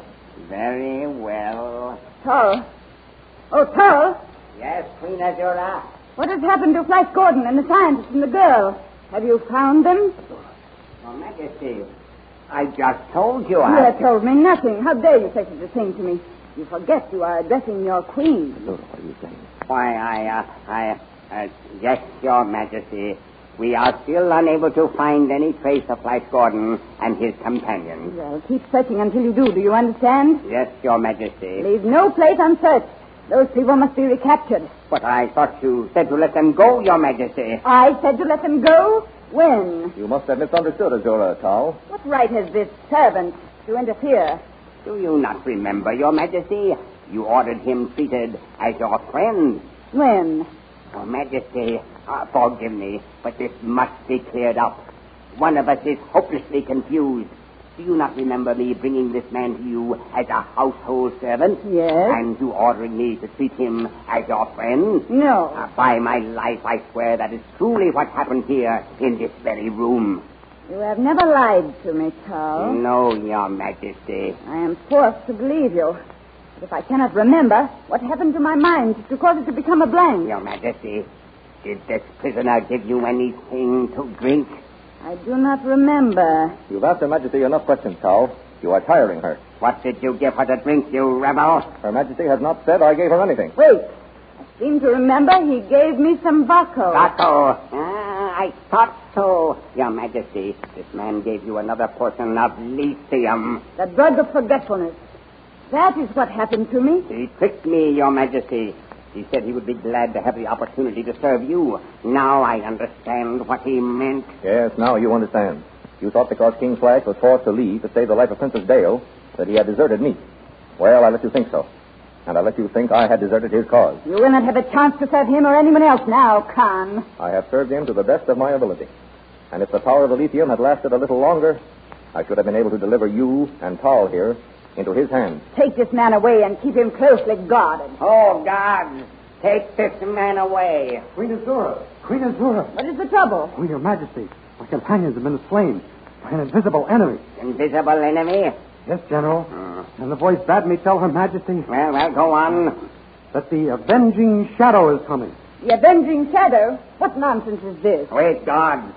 Con, is this a trick of Flash Gordon's? If it is, I warn you two, King Flash will rule this magic land before long. Away with him.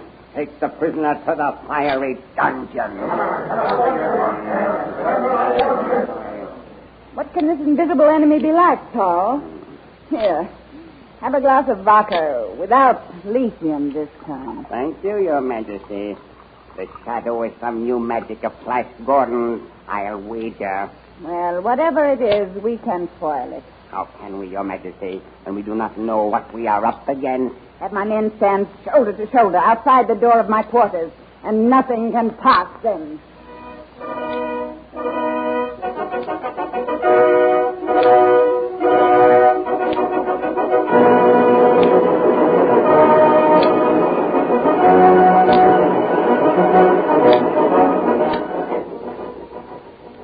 Back in the herdsman's cottage, Zarkov and Dale are thinking about Flash and how he is getting along. He ought to be there by now, Dr. Zarkov. Just about, Dale. I should like to be there to see how that wicked Azura acts when Flash meets her.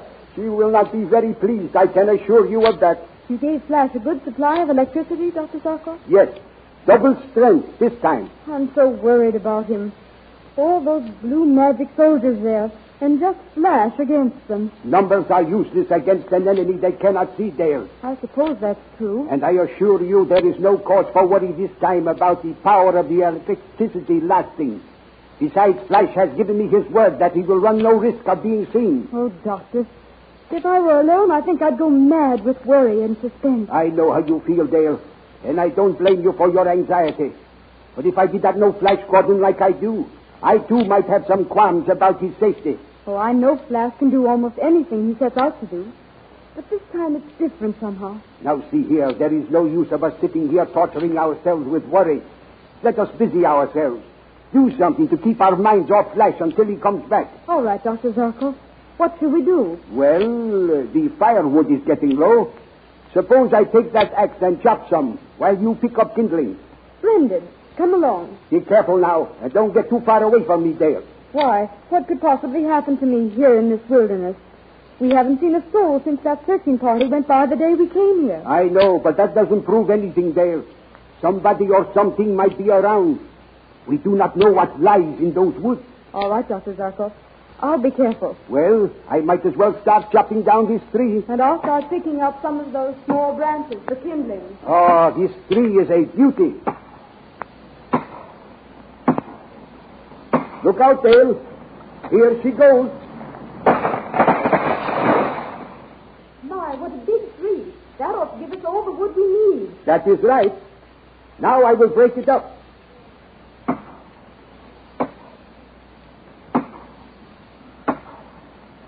Dr. Zarkov! Dr. Zarkov! Help! Oh! Hey, Dale, what's happened? What's the matter? Dale! Dale!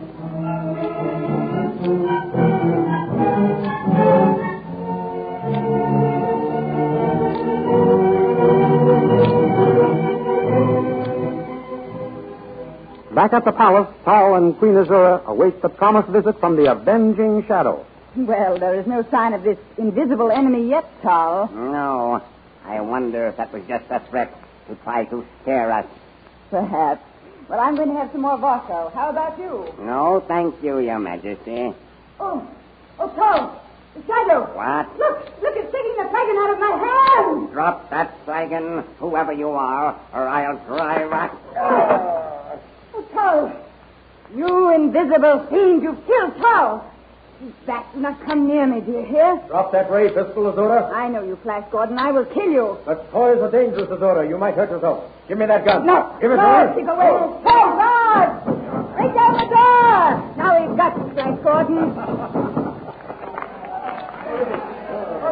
There, the shadow. The shadow is Flash Gordon. We have him trapped. Have you?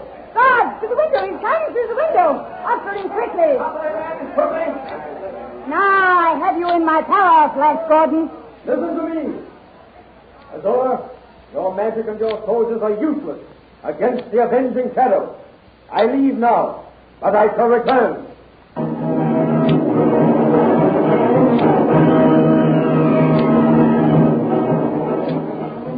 Next Sunday, you will find these adventures graphically portrayed in full-color action pictures in the Comic Weekly, which is distributed with your Hearst Sunday newspaper. Meet all the characters face to face, and thus gain the added thrill of knowing them by sight as well as by voice. Flash Gordon, Dale Arden, and Dr. Zarkov are Earth people, but Saul is Zura Khan, and all the many other characters are inhabitants of the planet Mongo where our story takes place. These remarkable people should be seen as well as heard in order to be fully appreciated. The Comic Weekly, you know, is the big full-page picture magazine containing the world's greatest collection of humor and adventure, bringing up Father, the Little King, Skippy, the Katzenjammer Kids, Toots and Casper, and many, many others are there each Sunday to entertain you. So be sure and get the big full-page Comic Weekly next week with your Hearst Sunday newspaper. And next week at this same time, we'll be back with another chapter in the amazing interplanetary adventures of Flash Gordon.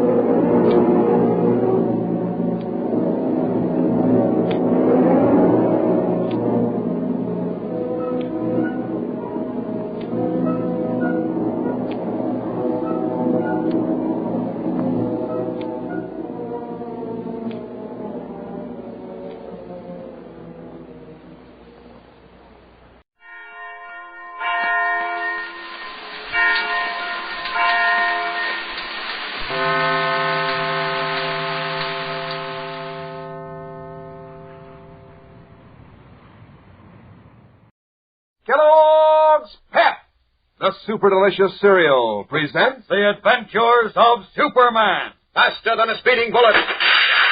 More powerful than a locomotive. Able to leap tall buildings at a single bound.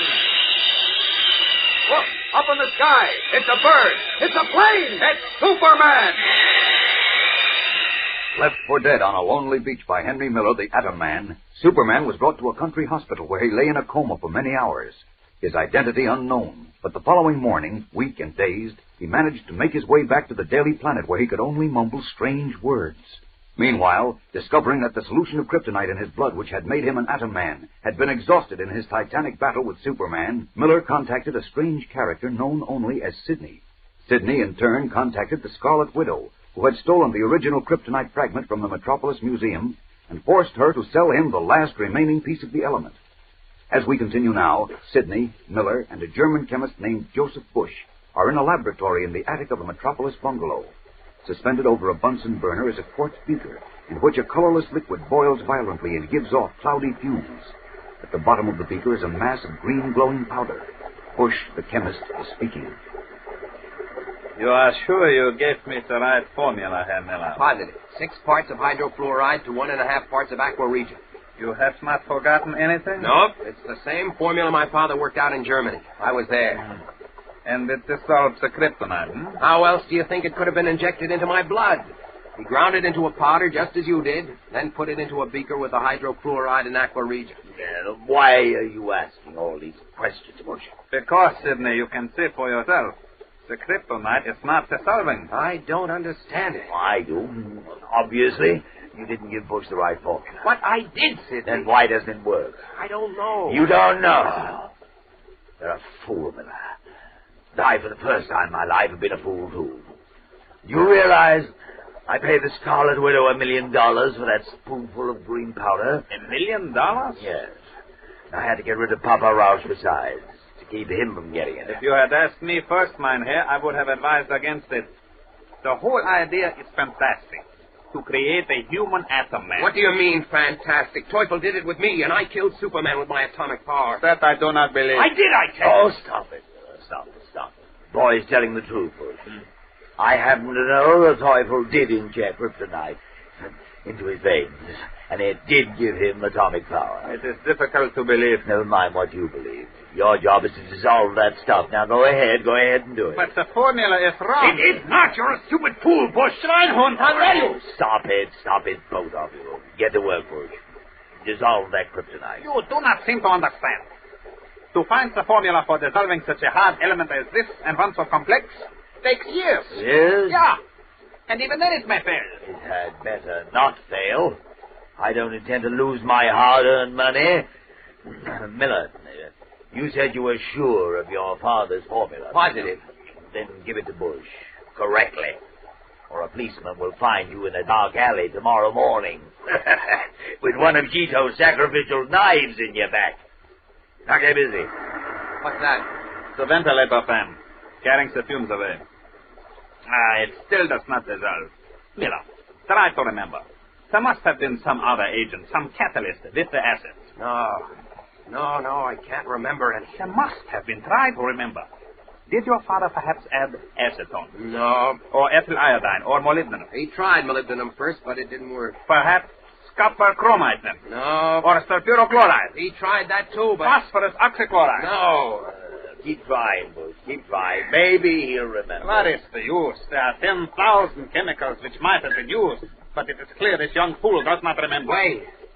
Wait a minute. What? I just remembered. I think my father did use another chemical. Yeah? What? Quickly, what was... I'm trying to think. Wait a minute. It seems to me that he did something to the powder before he put it into the beaker with the hydrofluoride. Yes, he did. What did he do? What? Wait a minute. It was the night he told Teufel and me that he finally had the right formula. Teufel asked him what it was, and he said 6 parts hydrofluoride, 1.5 parts aqua regia. That we know. Quiet. Go on. Teufel got terribly excited and started to measure out the acids. My father told me to bring him the teapot. I knew he was very tired. He'd been working night and day for almost a week. I brought the pot to the slab of stone he was using for a table, and then went to the other end of the cave for the hot water kettle. What is this talk of teapots and kettles? Tell us. I'm coming to it. Wait. When I got back with the kettle of water, my father waved it away. He was just putting the teapot down, and I remember noticing that the kryptonite powder in the mortar was wet, and that it hissed and gave out sparks. I didn't think anything about it at the time. I was excited and tired, too. But now I think he poured the tea brew on the powder. What? Tea brew? Yes, it must have been that. He had the pot in his hand, and Teufel had the acid several feet away where my father had rigged up a coal oil burner. You think it could have been the tea, Bush? In tea, there's only tannic acid. Could that do it? Of course not. It must have been the tea. But stupid, childish talk. Confound you, Bush! Look here, Bush. We've got nothing to lose except my $1 million. I don't intend to lose that. Now, try the tea. What, it is a waste of time and insult to my intelligence. I said, try it. All right. I will have to empty the acid into another beaker. Miller, go down to the kitchen and ask my wife for the teapot. Okay, and I'll bet it works. You'd better pray that it doesn't. It's a waste of time. Nothing else. Time is less valuable than money. Time is. And if it works, I'll have all the money I want. All the money in the world. Think of it, Bush. How much do you think the Bank of England would pay not to have London blown into dust? How much do you think they'll pay to have me spare them? It is impossible. Eric, even if this kryptonite can be dissolved, once it is injected into Miller's system, he will die. He didn't die the last time, and he's begging to take the chance again for the glory of the fatherland. I've got the teapot. Bring it here. Here you are. I know this is senseless, but since you wish it so. See how it hisses and sparks. Right, it does. Wait. The powder is not yet dissolved. Pour in the hydrofluoride and aqua regia. That is what I am doing. Anything happening yet? Not yet. Do not stand so close. These fumes are very dangerous. Say, Himmel, what is it? The powder. Yeah. It is actually beginning to dissolve. It is? Yeah. See how it is slowly disappearing. How the liquid becomes a deeper and deeper green. This is amazing. Didn't I tell you? You called me a fool. You said I was stupid. Now what do you say? What? This eyes blazing with triumph, Henry Miller watches the kryptonite powder slowly dissolve in the hissing, boiling acid. Will this deadly brew make him once more a human atomic monster, able to destroy anything in his path? We'll return in a moment for the climax of today's episode. But first, here's a word from your announcer. You know, gang, one of the best things about this new series of comic buttons Kellogg's Pep is putting out is that you keep right on having fun. Yes, sir. This isn't something that you do in a minute and then forget. You get loads of fun for weeks and weeks.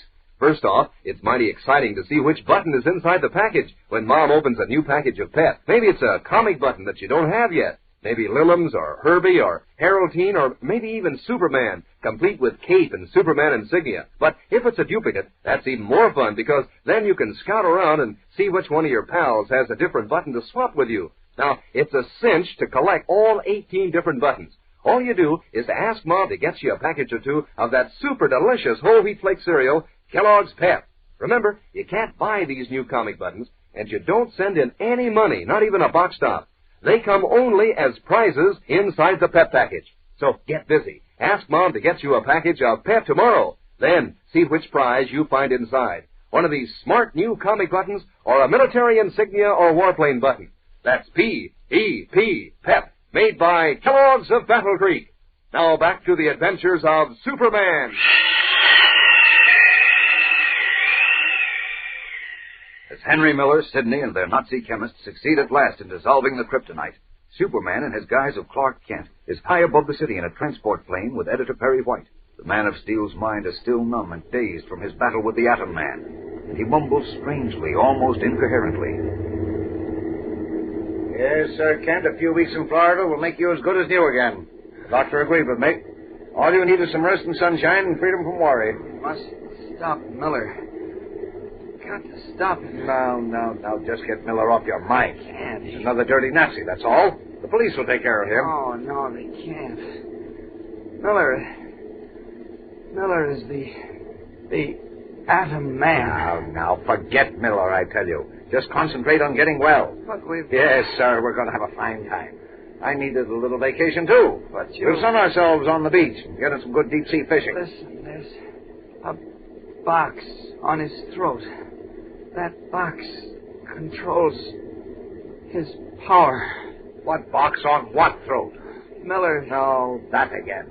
Now listen to me, Kent. Oh, For your own good, you've got to forget about Miller and everything else. Wait. Just think about getting a lot of sunshine and rest. But only I know.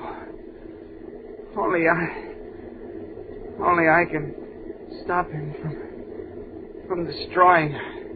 Only I must get that box before he sees me. Kent, will you stop it? Only I...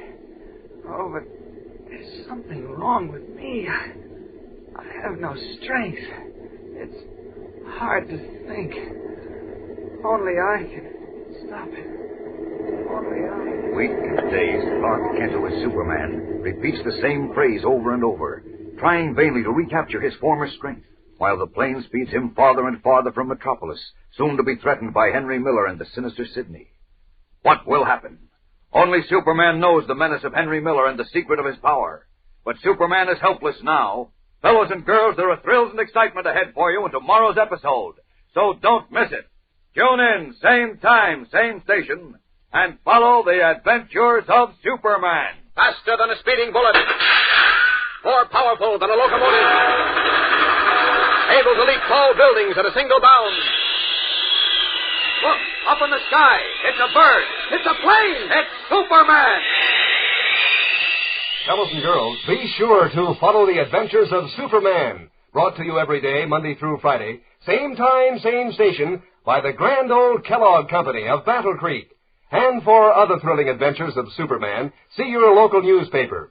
Superman is also a copyrighted feature appearing in Superman DC publications. Kellogg's Pep, the super delicious cereal, presents The Adventures of Superman. Faster than a speeding bullet. More powerful than a locomotive. Able to leap tall buildings at a single bound. Look, up in the sky. It's a bird. It's a plane. It's Superman.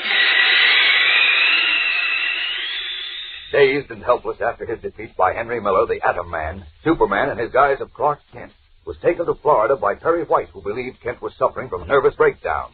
Meanwhile, discovering that the kryptonite in his blood, which enabled him to generate atomic power, had been exhausted in his mighty battle with Superman, Miller contacted a strange individual known only as Sidney, who secured for him the Scarlet Widow's last remaining piece of kryptonite. In the attic laboratory of Joseph Bush, a German chemist, the deadly element was dissolved. And as we continue now, Miller lies on a couch, breathing heavily, his eyes closed. A long rubber tube extends from a clamp on his bare arm to a glass cylinder suspended above, in which a brilliant green liquid is slowly disappearing. Sidney sits wedged into a chair as Bush nervously tests Miller's pulse. Listen. Well, Boris, how's it look? His pulse is very rapid. Over 100. I should think it would be. That kryptonite's powerful stuff. I would feel better if we had a doctor here. I didn't have a doctor in the cave in Germany when Teufel injected the stuff into Miller the first time. Fewer people involved, the better. It's always been my motto. But what if something goes wrong? We would not know what to do. Time enough to call a doctor then. What's that confounded noise? The ventilator fan. Well, turn it off. It is not yet safe to do so. The fumes of the acids we use are very dangerous. They must be cleared from the room. Oh, well, sit down and relax. You make me nervous. How can I relax? Nothing like this has ever been dreamed of before. Imagine a human being able to generate atomic power within his own body. Well, Miller can, Bush, he can. I had a first-hand report on his demonstration in the Black Forest. He got rid of Superman, you know. I cannot believe that is true. I wouldn't go through with it if I didn't believe Superman was dead. Superman destroyed. It is amazing. Never did I believe such a thing was possible. Neither did I.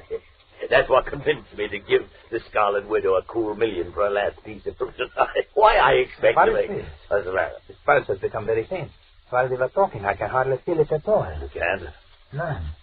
And see how pale he has become. Like that. He hardly breathes. I do not like this. Now, don't lose your head. I told you we should have a doctor. I will call Not him. yet. Disconnect the transfusion tube. The stuff's all out of the jar. What I Do as I say and disconnect the fuse. Yeah, all right. Wait. Miller told us he might go into a coma. He said it was like that in the cave in Germany. But this is not a coma. This man is almost dead. He must have forgotten some important detail about the transfusion, as they did with the dissolving formula. He can't die. I paid the Scarlet Widow $1 million. Please, let me call a doctor. If Miller's dead, a doctor can't help him. If he's alive, a doctor might spoil everything. We'll wait a while. But I said we'll wait a while. Sit down. What's that? The car stopped in front of the house. Himmel. Well, look through the window and see who it is. Yeah. It's the police. Are you sure? Yeah, a police car and 2 officers. They're already at the front door. What do we do? They must have traced Miller. Well, they couldn't have. His hair is dyed and he wore an American Army officer's overcoat. My man's too smart to let anyone trail the car. Let me think. What will we do? Will you stop repeating that stupid question? Let me think. Your wife's downstairs, isn't she? Nine, she is out. All right. They won't see anybody through the windows. They may leave. Plan to come back later. We can get away for them. They are not leaving. Come on. Give me a hand with Miller. What are you going to do? Put him on the floor behind the couch. Come on. Take his leg. Come on, hurry. It will not work. It will be searched now. It's our only chance. I talked myself out of tough spots before. Maybe I can do it again. Easy now. Easy. There. They are still ringing. We are trapped. No. Get this, Bush. Get them in. And tell them you were working on an experiment and didn't hear them. What kind of experiment? Never mind. Let me do the talking. Now, pull yourself together and let them in. That is madness. We are trapped, I tell you. Hurry now. Do as I say. And for heaven's sake, stop trembling. How can I? I'm afraid. One moment, please. I'll move the couch. Closer to the wall. There. Better drop something over him, in case they come up here and look behind the couch. Oh, that looks suspicious. Well, now, let's see. Miller's coat. Where'll I put it? No, closet here. I'll have to fold it and sit on it. First, I'll shut off that infernal ventilator. Now then, there. The door's closed. I wonder what happened. Someone's running upstairs. I hope it's... The door right. They're gone. Not so loud, you fool. Never was I so scared. What do they want? A car parked too close to the fire hydrant in front of the vacant lot next door. They're looking for the owner. My goodness, that was the first door. Come on. Help me move this couch away and get Miller back on it. He is dead. Better we leave him there until Jito can take him away at night. What is that? Miller, does that sound like he's dead? Come on. Can it really be that he is alive? What happened? Where am I? Bet he's alive. There. Are you all right, Miller? Yeah. What happened? It's a miracle. The solution of kryptonite was injected into you. Don't you remember? The kryptonite. Yes, of course. My atomic power, I have it again. I feel strong as if I could lift mountains. Just the way I felt the last time. Good, good. It'll be dark in an hour, and you can test your atomic power then. And if it works... It'll work. I can tell. I can feel it. In an hour, I'll destroy Metropolis. I'll destroy every stick and stone of it. I'm the Atom Man. Yes, indeed, you are, my Atom Man. A maniacal gleam in his eyes, Henry Miller lifts his hand, gloating at the thought of the terrible atomic power that will soon pour through them. We'll return in a moment for the exciting climax of today's episode. But first, here's a word from your announcer, Dan McCullough. You know, I hear there's plenty of friendly competition among you fellows and girls nowadays to see who can collect the most different comic buttons from packages of Kellogg's Pep.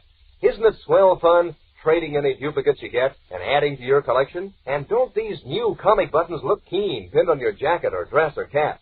The colors are so bright and gleaming, and the pictures of your comic strip favorites show up like anything against that white enameled background. Like Superman with his bright blue jersey and red Superman insignia. That famous Superman cape is a flying in the wind, too. And Moon Mullins, boy, you'll get a chuckle out of that button. He's mighty comical, with his popping eyes and big black cigar. Believe me, every single one of these 18 different buttons is really on the beam. Why, you'll want to collect them all. And you can, too, because they're easy to get. You don't send in any money, not even a box top. You just ask Mom to get you a good supply of that super delicious whole wheat flake cereal, Kellogg's Pep. Then see which prize you find inside the package. One of these smart new comic buttons, or a military insignia, or warplane button. It's your prize from P.E.P. Pep, made by Kellogg's of Battle Creek. Now back to the adventures of Superman. It is an hour since Henry Miller awoke with a fresh solution of kryptonite in his veins. Dust is drifting down over Metropolis. The city's millions, unaware of the terrible threat hanging over their heads, are hurrying homeward. In Joseph Bush's little attic laboratory, Sidney sits reading the evening edition of the Daily Planet, which Bush's wife has just brought him, while Miller paces the floor impatiently. Below, at the front door, Bush keeps watch. It's dark now, Sidney. What are we waiting for? It's not dark enough yet. Be patient. It'll be pitch dark by the time we get to the tower. I want it to be pitch dark when we leave here. But yes, and patience is a valuable trait. Try to cultivate it. What's this? What? Just a good grief, Kennedy. What is it? Can what be? Superman. Possible he's alive? Superman alive? That's impossible. Why? He must be. According to this newspaper story, the unidentified man who we know as Superman disappeared from the Linwood Hospital last night. But he couldn't have. The doctor said he was dying. The doctor didn't know who their patient was. But we know. Oh, this is terrible. It ruins all our plans. Oh, no, it doesn't. Gosh, you fool. You think Superman's going to let you destroy Metropolis or any other place without defending it? He'll be there at the first explosion. No, he won't. He'll be afraid to come near me. Superman afraid? You out of your mind. No, he knows I'll finish him this time. You couldn't finish him the last time after exhausting all your atomic energy. And I got the last piece of kryptonite from the widow. There's no more. Exhaust that, or Superman, we're through. Finish. No, he can't stand in my way again. He can't. There must be a way. There's no way we're licked. All my great dreams and all my $1 million, they're gone. There must be a way. With my great atomic power that... Yes, of course. I forgot. There is a way. Teufel figured it out. What do you mean? Teufel knew how Superman could be finished. He wanted me to do it, but I wouldn't listen to him. I was sure that Superman was dead. But now I will do it, and I can't fail. Well, what are you talking about? Tell me. All right. Listen, Sidney. Superman has another identity. I know what it is, but he doesn't know that I do. I won't have to exhaust myself. Triumphantly, the Atom Man confides his plan for the destruction of Superman to the intensive need. The plan developed by the late and brilliant and half-mad Teufel, who had thought of everything. And as Sidney listens, his little pig eyes sparkle like cold blue diamonds in his sinister moonlight face. You've hit it, Miller. You've hit the perfect plan. Superman can't escape now. He's doomed. What was Teufel's plan, which the Atom Man and Sidney now propose to put into operation? Do you remember what Teufel said just before he died? Fellows and girls, a new and even more terrible threat menaces Superman now. A threat he himself once voiced as the only way in which he could be destroyed. Tomorrow the fatal trap is baited for the Man of Steel. So don't fail to be with us then. Tune in, same time, same station, and thrill to the adventures of Superman. Faster than a speeding bullet. More powerful than a locomotive. Able to leap tall buildings at a single bound. Look, up in the sky. It's a bird. It's a plane. It's Superman. Fellows and girls, be sure to follow the adventures of Superman. Brought to you every day, Monday through Friday. Same time, same station, by the grand old Kellogg Company of Battle Creek. And for other thrilling adventures of Superman, see your local newspaper. Superman is also a copyrighted feature appearing in Superman DC publications.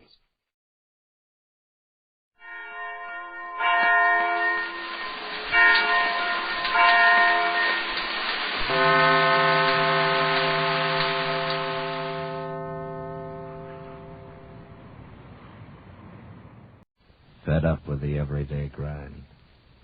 Tired out from the summer heat. Want to get away from it all. We offer you Escape. Escape, designed to free you from the four walls of today for a half hour of high adventure. You are trapped aboard an ill-fated ocean liner, captained by a dying man, while a mysterious stranger, haunting you, menacing you, seems intent on sending you to destruction.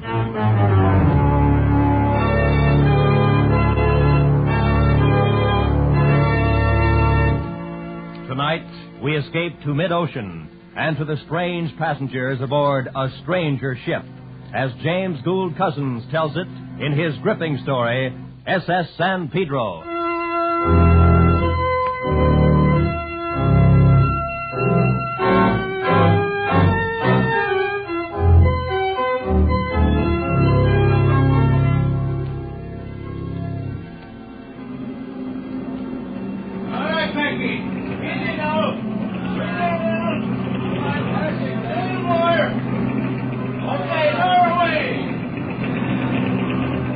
It was hot. The heat rolled up from the Hoboken waterfront and drifted in waves across the open bridge deck where I stood. The last few loads of passengers' luggage were being hoisted aboard. In 30 minutes, the whistle on the forward stack would sound off, and the cargo liner San Pedro, carrying 172 passengers and 200 in the crew, would nose away from the pier and start the long run south to Buenos Aires. Then she'd become the great living animal she was meant to be. No longer something built with paint and steel and tied to a pier. You get to feel that way after you've been a while at sea. You feel that your ship is a live thing and that you're part of it. The captain is the biggest part, of course, the brain of the ship, the mentality that keeps her from turning idiot and dashing herself to pieces in her madness. The officers are the nerve centers, and the crew, the hands and fingers. And the twin turbines far down in the hold are the great driving muscles of the legs. Silly, maybe, but you can feel it. And the passengers, well, to most of us officers, the passengers are the parasites of the ship. My, but you look confident. Huh? I said I'm glad you look confident. But you don't have to look so serious. I'm sorry, miss. The passengers are not allowed on the bridge. I know that. I've been on ships before. And I've never been thrown off a bridge yet. Well, I have no intention of throwing you off, but I must ask you... My name is Mary Lee. How do you do? Are you the captain? No, I'm Bradell, the first officer. Oh, the captain's right-hand man. You might put it that way. Now, if you'll please... Mary Lee is my first name. Yeah, I assumed as much. Oh, well, I'll just call you Bradell, then. Maybe you'll loosen up when we get farther south. I doubt it. At least you'll have to dance with me in the evening. Part of your duty. Well, I'll be happy to, in the line of duty. A regular machine, aren't you? I think this is going to be fun. Well, in the meantime, please be kind enough Brunel. to... Yes, Mr. Driscoll, what is it? Captain's compliments, sir. I'd like to see you in his cabin right away. Good. Take charge of the bridge, Mr. Driscoll. Right, sir. Most of the luggage is already aboard. Packy's on the winch. She's pretty drunk, but Myro seems to be able to handle him. All right, Mr. Brunel. I'll watch him. And please make sure the young lady finds her way back to the passenger deck. Don't worry, Bradell. I know how to get any place I want to get.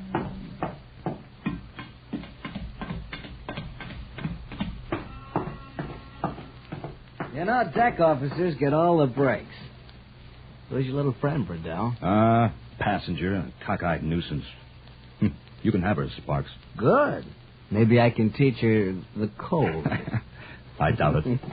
Hey, wait till you get a load of the captain's visitors. Brace yourself, boy.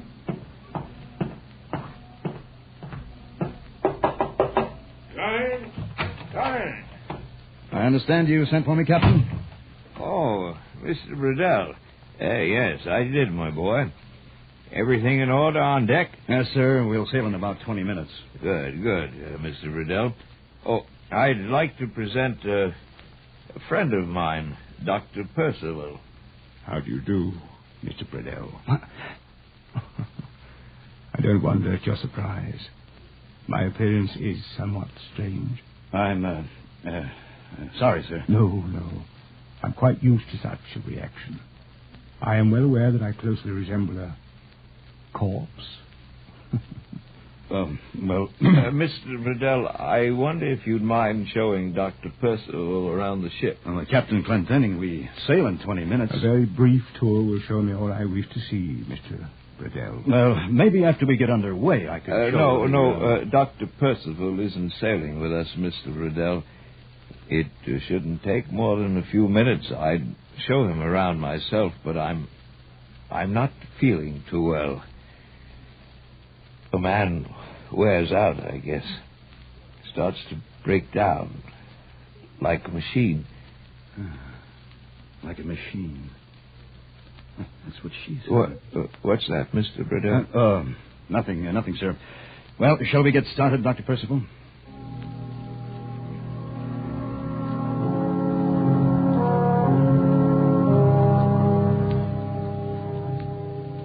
I showed him through the empty dining salon, along the boat deck and the promenade. We opened the bulkhead door and looked down through the gratings into the engine room. And everywhere we walked, people drew back and stared silently until we passed, and then whispered together behind us. We met Marilee, and she started to speak, and then her face turned white, and she passed us without a word. Dr. Percival paid no attention to any of them. His gaunt gray face never changed expression, and those dark, hollow eyes stared straight ahead. His twisted hands were covered by gloves made of soft gray leather, and he reached out with them from time to time and touched things as we passed, almost caressing them. It was almost repulsive for some reason. Finally, we wound up at the port rail of the officer's deck, and I showed him how to reach the gangplank. I presume these are the officers' quarters along here, Mr. Bradell? Yes, that's right. The port cabin's here, and the same thing over on the starboard. There are a few spares we use for sick bays when we have to. I see. Nearly 400 people on board. Quite a responsibility. Especially for the captain. Yes, he has his hands full, all right. And if something should happen to him? Oh, well, I'm next in charge, only nothing will happen. What causes that sound? 1 minute, Mr. Bradell. Right, Myro. Oh, they're the ship's engines. We'll be hearing them for the next 10 days. Mr. Bradell, have you noticed that your ship is not floating level? Huh? This side of the deck, the port side, I think you said, is a good deal lower than the other. Yeah. Yes, we do have a slight list of port. I hadn't noticed it. Well, it's nothing serious. We'll correct it with the ballast tanks as soon as we're underway. Now, sir, if you Mr. please... Bradell, the captain is an old man. He's in bad shape. Well, not according to the ship's doctor. I am his doctor now. Well, I don't believe I care to discuss it, sir. Nor I. I only mention it. Thank you, Mr. Bradell, for showing me what I wish to see. I'll be going now. Fine. Glad to have had you aboard. Now, straight down that ladder now.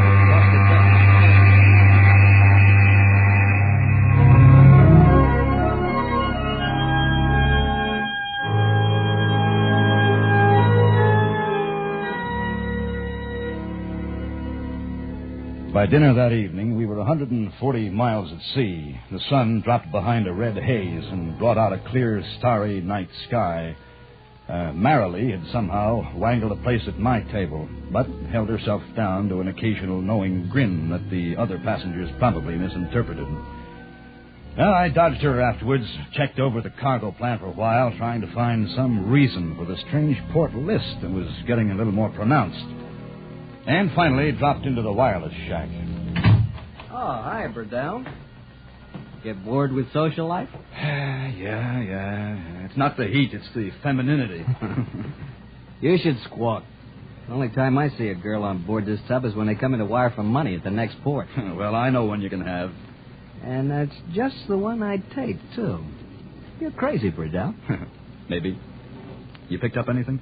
No. I've been talking to the Toledo. She's about 100 miles ahead of us, making 17 knots. So we'll probably tail her all the way south. Yeah. Well, she started hitting some bad weather about an hour ago. Guess we'll be getting it, too. Probably make all your lady friends seasick. Good. See if you can hurry it up. There's the captain in the chart room. Yeah. Called from here 10 minutes ago. Hey, how'd you like that character that came aboard to see him?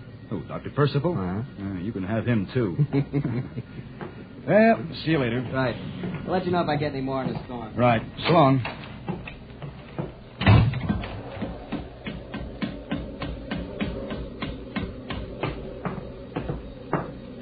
Oh, Mr. Bradell. Huh? Oh, for... Wait a minute, I wanted to... No, wait!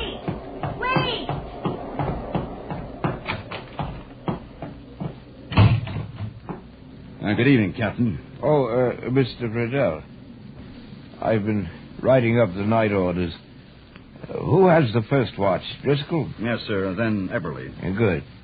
By the way, Mr. Bradell, I appreciate your showing Dr. Percival around this afternoon. Oh, I'm glad to do it, Captain. Say, is he an old friend of yours? No. I met him quite recently. Mr. Bradell, what's this port list? It's getting worse. Shows 8 degrees on the clinometer now. Well, I've had one pump on the ballast tank since 3 o'clock. I better put on another one. It worries me. Bad weather up ahead, you know. Yes, I just talked to Morris. Wonder if we're making any water. I don't think so. I'll check with the engine room if you like. Yes, I wish you would. You can't afford to take any chances. Bradell here, McGilvery. Captain wants your bilge soundings. Call him back. Right. Chart room. I'm tired tonight, Mr. Bradell. Don't feel so well. Guess a man's bound to get old sometime. Oh, well, that's still some years ahead of you, sir. I doubt it. Doubt it very much. Well, can't do much about it. Oh, I meant to tell you. The steward reported this afternoon that he couldn't get into number 7 port cabin on the officer's deck. He couldn't get into it? The door seems to be stuck. Don't know what's wrong. We should look into it. Oh, all right, sir. I'll have Morrow look into it. I think he's up on... That must be the engine room. Bradell. Right. All right, thanks. And McGilvery says all the bilges are dry, sir. Good. Well, I guess there's no reason why they shouldn't be at that. A man gets old. I'll go to speak to Morrow, Captain, and see about putting another pump on the ballast tanks. Good. I'm going to turn in a few minutes. Good night, Mr. Bradell. Good night, Captain.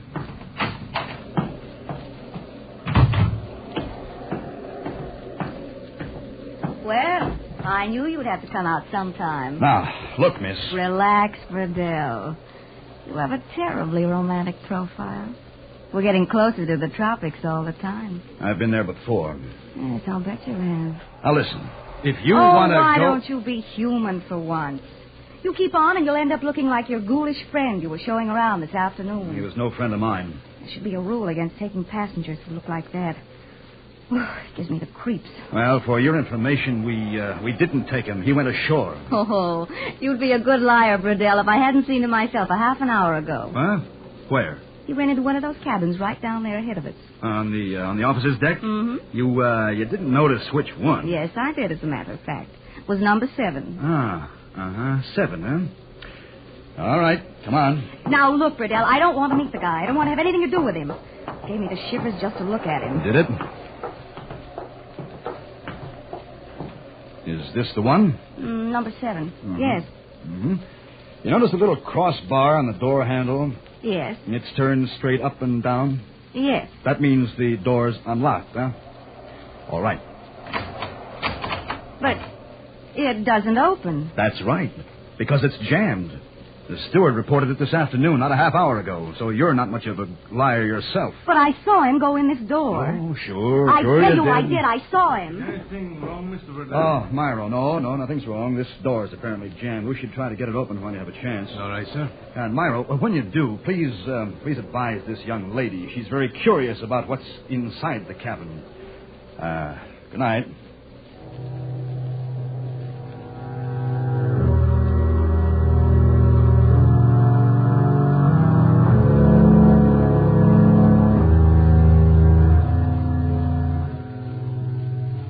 Mr. Burdell. Mr. Burdell. Wake up. Myro, what's the matter? Mr. Driscoll wants you on the bridge, sir. We got some pretty bad weather. Yeah, I can feel it. How long's it been this way? Since midnight, but it's getting worse, sir. Steward says some glass broke on the promenade deck. We've shipped water in the forward hold. All right, Myro. Tell Driscoll I'll be on the bridge in 5 minutes. Get going.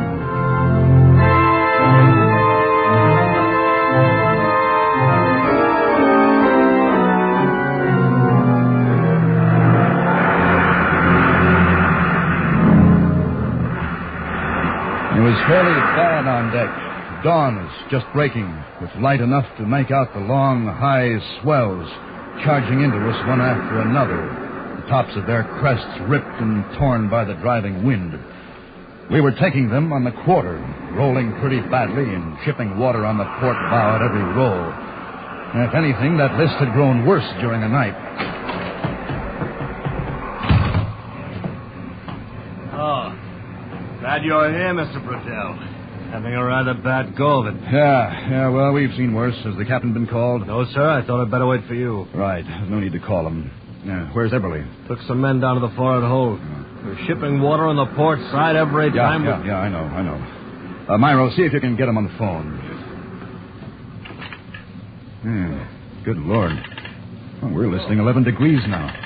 Those pumps still going in the ballast tanks? All night, sir. The tanks are 2/3 empty now.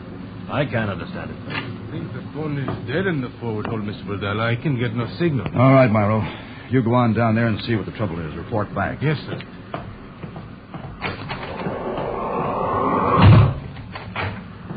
Huh. 11 degrees. Can't see any reason why... Oh, I'll take it, sir. Briscoe here.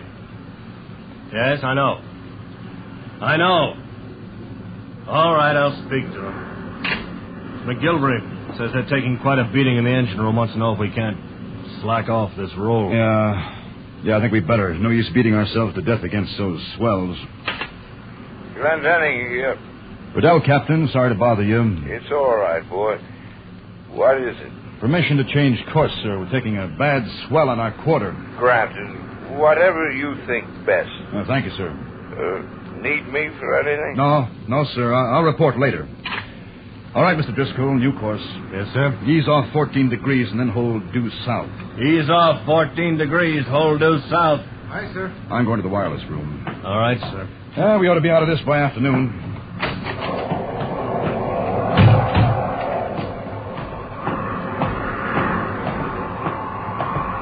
It's windy, isn't it? Marley, what the devil are you doing on deck? Getting rained on mostly. Haven't you got any sense? We're shipping water on the foredeck. You want to get washed over? Would you care, Burdell? Look, it costs money to stop a ship. Now, listen. Get below. I'm still waiting to see inside number 7 cabin.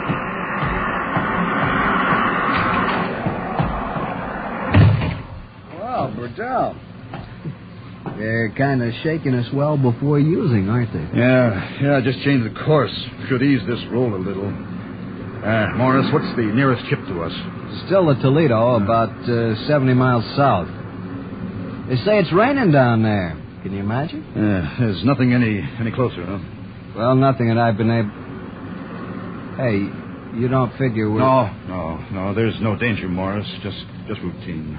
Well, I'll see what I can pick up. Static's not making it... Oh. Morris. Yeah, he's here. It's for you. Thanks. Bedell speaking. Driscoll, sir. Yeah? McGilvery just called. Wants permission to put all pumps to work on the bilge. On the bilge? What for? Says we're making water from somewhere. He's got 40 inches in the stoke hole. It's probably coming from that forward hole. As soon as Everly gets the bulkhead closed, we'll be able to... Wait a second. Hold on. Myro just came in. What'd you find out? Mr. Everly needs more men, sir. Some of those big crates shifted. They knocked out most of the forward bulkhead. Knocked out? Mr. Driscoll. Yes, sir. Call the captain and ask him to meet me on the bridge immediately.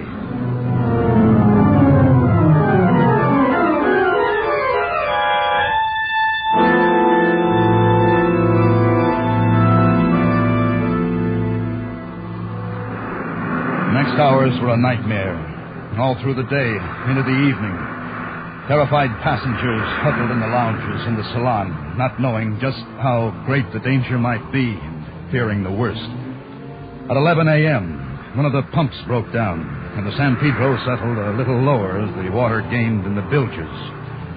At 1:30, pump back in operation, and for a while we held our own. Down in the forward hold, men fought a heartbreaking battle in water up to their armpits and tried to throw up a temporary bulkhead. At 5:15, a heavy sea crashed through the steward's pantry. 6 men vanished overboard in a smother of foam. All night long, we fought the sea and lost the battle foot by foot. The strange list to port grew worse. By dawn, we were leaning over 18 degrees and shipping tons of water with every roll.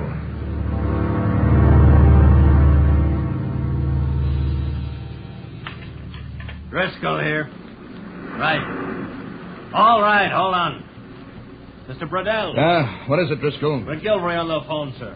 Says he's had to pull the fire in one boiler. He's going to in the second one. Wants to know if you'll reduce speed to steerage way. Otherwise, he hasn't got steam enough for the pumps. All right. Tell him yes. McGilvery, Bradell says okay. Take it now. 1/3 speed. All right, Helm. Speed to 1/3. Aye, sir. Confounded, sir. Captain ought to be here in the bridge. Been in his cabin for the last 4 hours. He's got no business to stay. That'll do, Mr. Driscoll. Oh. Yes, sorry, sir. Forget it. You're right at that. We haven't got much time to make up our minds. Well, how are the passengers, Myro? Fair morale, sir. The stewards are trying to keep them calm. They're all in life preservers. The way we're heeled over, we can't use the starboard boats now.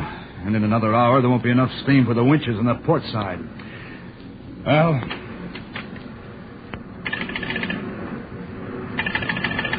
Hello. Hello. Oh, what the devil? Now the captain's phone's dead, too. Myro. Yes, Mr. Riddell? Go down to the captain's cabin. Ask him to come up. Yes, sir. We can't chance it any longer, Driscoll. At least we can start a call out while the captain's on his way here. Right. Morris here. Riddell on the bridge. You still sending CQ? Yes, sir. Repeats in 5 minutes. You picked up anything? The Toledo. There's a canard liner 100 miles north. Yeah, that's not much help. How bad off are we, sir? Bad enough you can start sending an SOS now. Give me position on anything you pick up and stand by for further orders. Right, sir. This is it, then. Well, what else, Mr. Driscoll? It may be too late as it is. Mr. Riddell. Yes, Myro? The captain, sir. He's in his bunk, dead. Good Lord. Well, he was right then. Men get old. Machines wear out. I think he's been dead for some time, Mr. Riddell. Probably so. Myro, did you ever get that port cabin door open? Didn't have any chance, sir, but what difference does it make now? None, I guess. I just wondered. All right, Mr. Driscoll? Yes, sir. Put a general order on the PA. Emergency. All officers stand by boat station, prepare to abandon ship. Yes, sir. Now? Go ahead. Attention. All officers, stand by boat stations. Prepare to abandon ship. All officers, stand by boat stations. Prepare to abandon ship. All officers, stand by boat stations.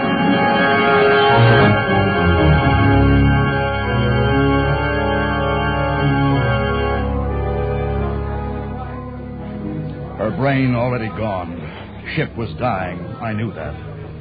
I stayed alone on the bridge, tried to quiet her death throes, tried to hold back the confusion of idiocy that shook her limbs and parts. The wind was gone now, and a thick gray fog blanketed the decks and the sea beyond. Boats were lowered and swallowed up in it, one by one. Some of them lowered poorly to spill their human freight into the hungry, wet mouth of the sea. We were low in the water, down at the head. Already the bows were awash. But suddenly I noticed that the strange list of port was no longer with us. Why, we were floating level. And then for no sane reason, I wondered if the changed angle had let the door of number 7 cabin swing open. I left the bridge and hurried forward.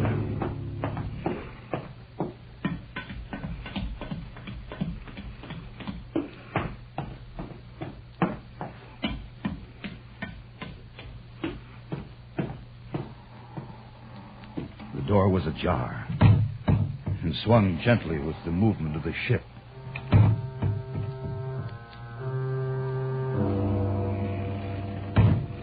I pushed it open and stepped into the cabin. It was empty.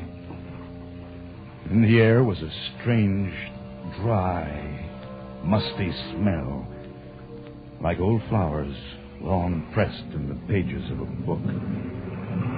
At that moment, I turned, and the water was moving slowly toward me up the passageway. I heard Myro shout the order for casting off the last boat.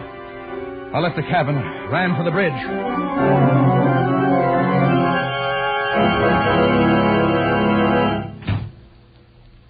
Hello, Bradell. Marilee. Glad to see me? What do you know? The last boat just went over the side. Sure. I was about to get in a boat. Then I changed my mind. Why? When it's your time, you can't do much about it.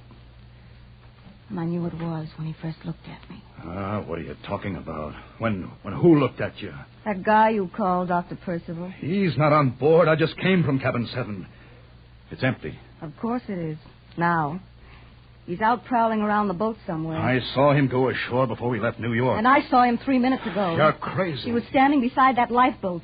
The one I didn't get in. That lifeboat was your last chance to live. Why didn't you take it? I thought it wouldn't be so lonesome to come here and die with you. But you wouldn't have died. Oh, Bradell, don't you know yet?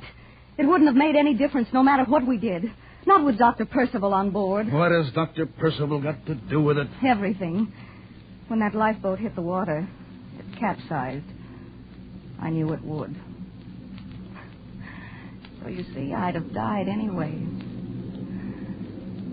Bradell, the water's coming up faster now. Yeah. Sinking fast. We'll go under any second. He must be on his way here. We should be hearing his footsteps. Who in the name of heaven is Dr. Percival? Who do you think he is?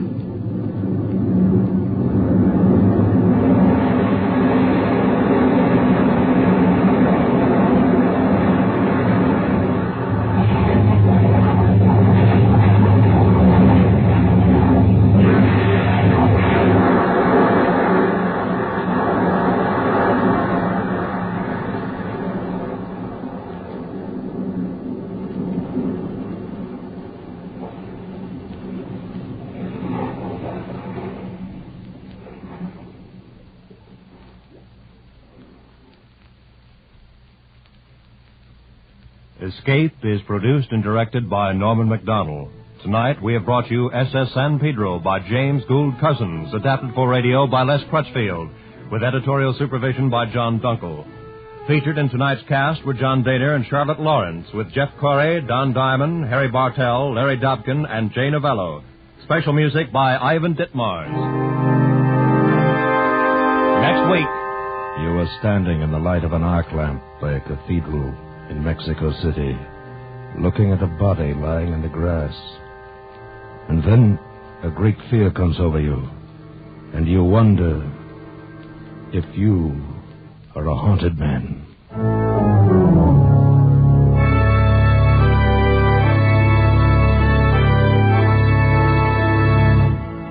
Next week, we escape with Ralph Bates' most unusual story, The Haunted Man. Good night, then, until this same time next week, when once again we offer you Escape.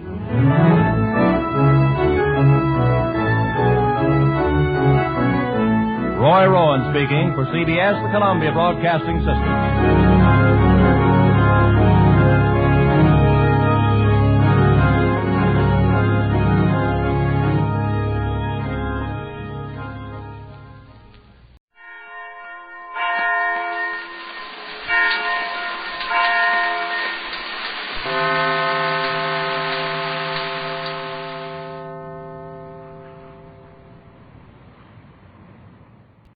Fed up with the everyday grind. Tired out from the summer heat. Want to get away from it all. We offer you Escape. Escape, designed to free you from the four walls of today for a half hour of high adventure. You are prisoners in the magnificent mountain retreat of the richest man in the world. While haunting you, terrifying you, is the knowledge that the ultimate escape will be death.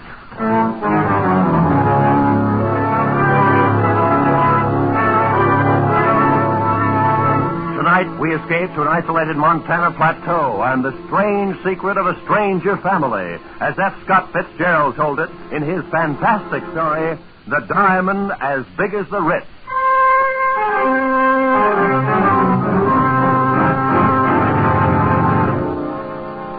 I've been going to St. Midas Prep School for a couple of years. This was my second summer vacation. I'd met this fellow, Percy Washington, during the winter. Got to be pretty good friends with him. Only I didn't know about his family or where he came from or anything like that. Of course, I knew he must be rich. All the fellows at St. Midas came from wealthy families. So when he invited me to spend the summer at his home out west someplace, it was okay by me. We'd been on the train overnight when he first mentioned it. I don't even remember now what led up to it. We'd been talking about first one thing and then another. Percy, exactly where is your home? I mean, you bought the train ticket. It's in Montana, sort of a Montana? little place. Oh, yeah. Pretty wild country, isn't it? Some of it is. Now, you take Hades, Missouri, where I come from. It's been settled for 150 years. One of the first towns on the Mississippi River. Indeed. Oh, sure. That's very interesting. I sure do appreciate you're not making jokes about it the way some of the fellows do when I say I come from Hades. Why, you know my father's... John. Huh? Do you know that my father is the richest man in the world? Oh? By far the richest? I read about a man that paid taxes on a $5 million income. Small fry. If my father paid tax on his real income, he'd disrupt the whole economy of the United States. No kidding. Oh, I like rich people. The richer a fellow is, the better I like him. My father could buy out all of the millionaires in the country and not even know he had done it. Is that a fact? I visited the Schlitzer Murphys once. They're plenty rich. Why, their daughter, Vivian's got rubies as big as hen's eggs. And sapphires that glow like headlamps. I like jewels. Always have. I used to collect them instead of stamps. And diamonds. The Schlitzer Murphys had diamonds as big as walnuts. Oh, that's nothing. Huh? Nothing at all. My father has a diamond as big as the Ritz. Please, I'm not joking. But you mean as big as the Ritz-Carlton Hotel? Exactly. My father has a diamond as big as the Ritz.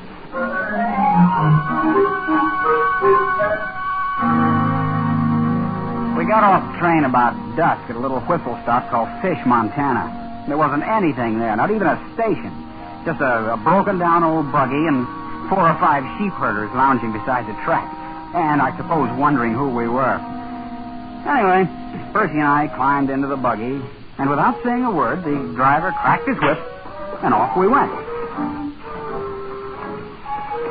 I don't know how far we traveled. We didn't seem to be following any road, though, and after an hour or so, it got dark. But the driver kept right on, never saying a word. I hope you'll pardon this inconvenience, John, but we have to take certain precautions, you know. Oh, that's all right. Anyway, we're almost there. You're home, you mean? Oh, no, to the place where we consider it safe to transfer. A transfer? What do you mean? Oh, there's the signal now. Headlight. Pull up the horse, Absam. Here we are. An automobile, but how? There's no road. Oh, this car's special built. Doesn't need roads. Welcome home, Master. Good evening, Gigsum. Well, come on, John. Let's get in. Hi, this car, what's it made out of? Silver? No, platinum. Those are emeralds in the hubcap. And the upholstery. It's fur. Mink. You're ready, Master? Anytime, Gigsum. You'll probably notice the exceptional brightness of the headlamps.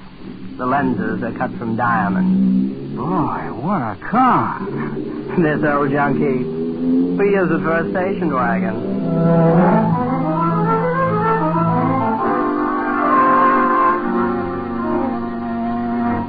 Hey, why did we stop, Percy? This is just a deserted canyon. Oh, we're not there yet, John. Wait, you'll see. They sent down the hooks while we were coming from the station. The hooks? Yes, to attach to the wheels, you know. That's what Gigsum's doing now. Incidentally, Gigsum will look after you during our visit. Look after me? Your personal valet. Of course, there'll be other slaves available, too, whenever you need them. Do you have a lot of slaves?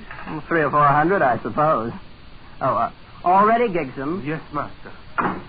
Hello! Hoist away! Look, we're leaving the ground. Yes, there's a hoist up there on top of the cliff. Has cables about 1/4 of a mile long. But what for? Oh, it's the only way in. Imagine hoisting an automobile 1/4 of a mile up the side of a cliff. It's really nothing. As you may have guessed, John, this is not going to be like anything you ever saw before in your life.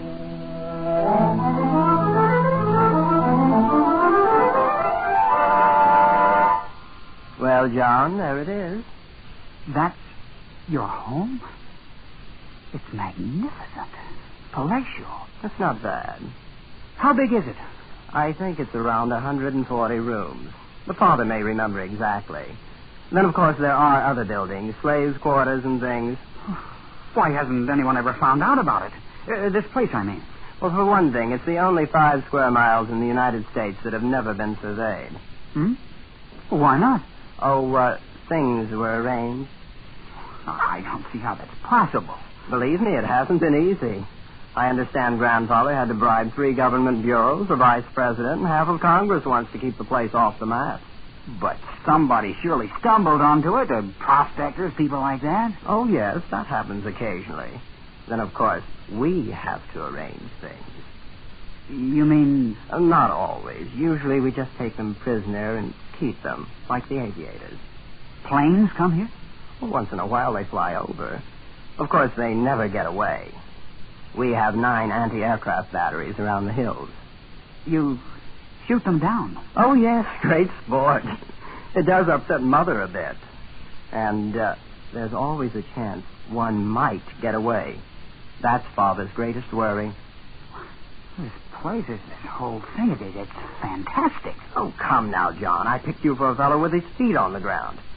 And you haven't seen anything yet, you know. This is only the beginning. And it was only the beginning. We crossed the acres of lawn and entered the great chateau. And from that moment on, vision upon vision tumbled together in a gigantic kaleidoscope of color, symmetry, and exquisite harmony. There were corridors lined with gleaming crystals lit by lamps cut from emerald, and great halls carpeted with chinchilla fur and ermine. And there was a white-haired man, pink-faced and very pleasant, who was Percy's father.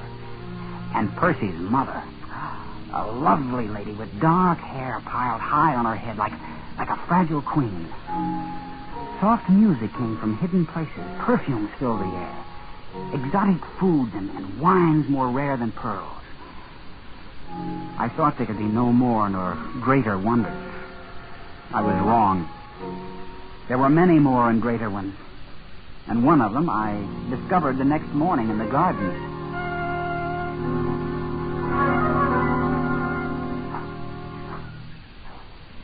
Hello there. Yeah? Oh. You're lovely. My name is Tismine. You're John Unger. You're a friend of my brother. You from the East? No. At least, not exactly.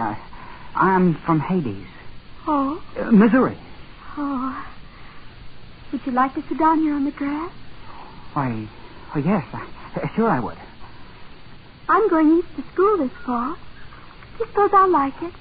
I think so. Of course, it'll be different from all this. That's what Jasmine said. She's in the East now. I've never been outside. Who is Jasmine? My sister. She's older than I am.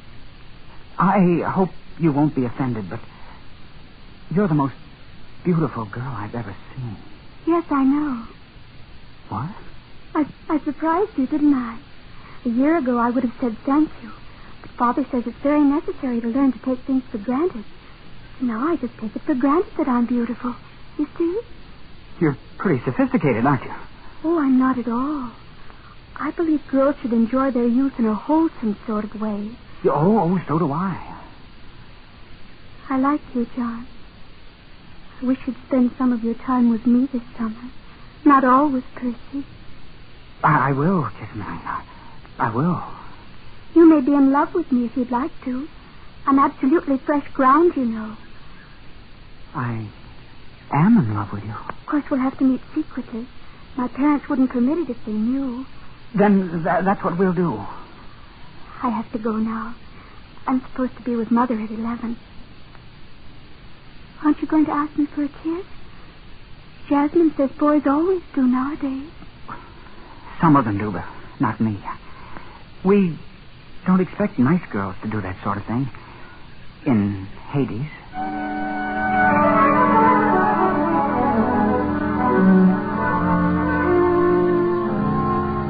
It was a funny thing. Percy's family were polite, friendly, always smiling. And yet all the time I had a feeling that some terrible and golden mystery lay hidden just around the corner.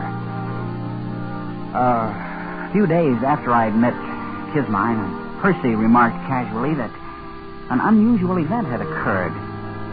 A man had escaped from the cage. I didn't know what he meant then. But the next morning I was walking with Percy's father on the grounds of the estate. Mr. Washington, Percy said something about a man escaping from the cage. I didn't quite get it. The cage, well, perhaps you'd like to see it. It might prove interesting, just as a novelty. It's over there. These trees, they're 60 feet tall. And they have roses blooming all over. Yes, it's a rather interesting development by a Swiss botanist. These are the only ones in the world. I'll be darned. Although I suppose you'll see them all over the country in a few years. No, these are the only ones. That was arranged. Here we are, the cage. It's a pit dug in the ground. A grating on top. Oh, yes, it's not really a cage, except in a certain sense. Well, boys, how are you getting along? How many men are there down there? About 50, as I recall. Who are they? The aviators we've shot down, wandering prospectors, men of that sort. But why are they kept there? They've all had the common misfortune of having discovered El Dorado. Gentlemen, I am sure you would like to know that your companion who departed without my permission has been taken care of.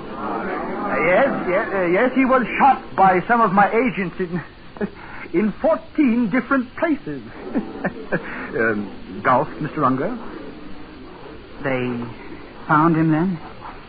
The man who got away? No, those places were towns. My agents were overeager. None of them could offer a positive identification. I'm afraid the man may still be at large. You see, it's not all utopia here. No, we do have our difficulties. Isn't it a little unnecessary, holding them like that? Not at all. It's the only way to keep this place hidden. Yes, I guess that must be important. Percy was telling me something on the train. I thought he was kidding, but... Well, he said you had a diamond as big as the Ritz-Carlton Hotel. Oh, yes. Yes, indeed. As a matter of fact, it's much bigger than the Ritz. Much bigger.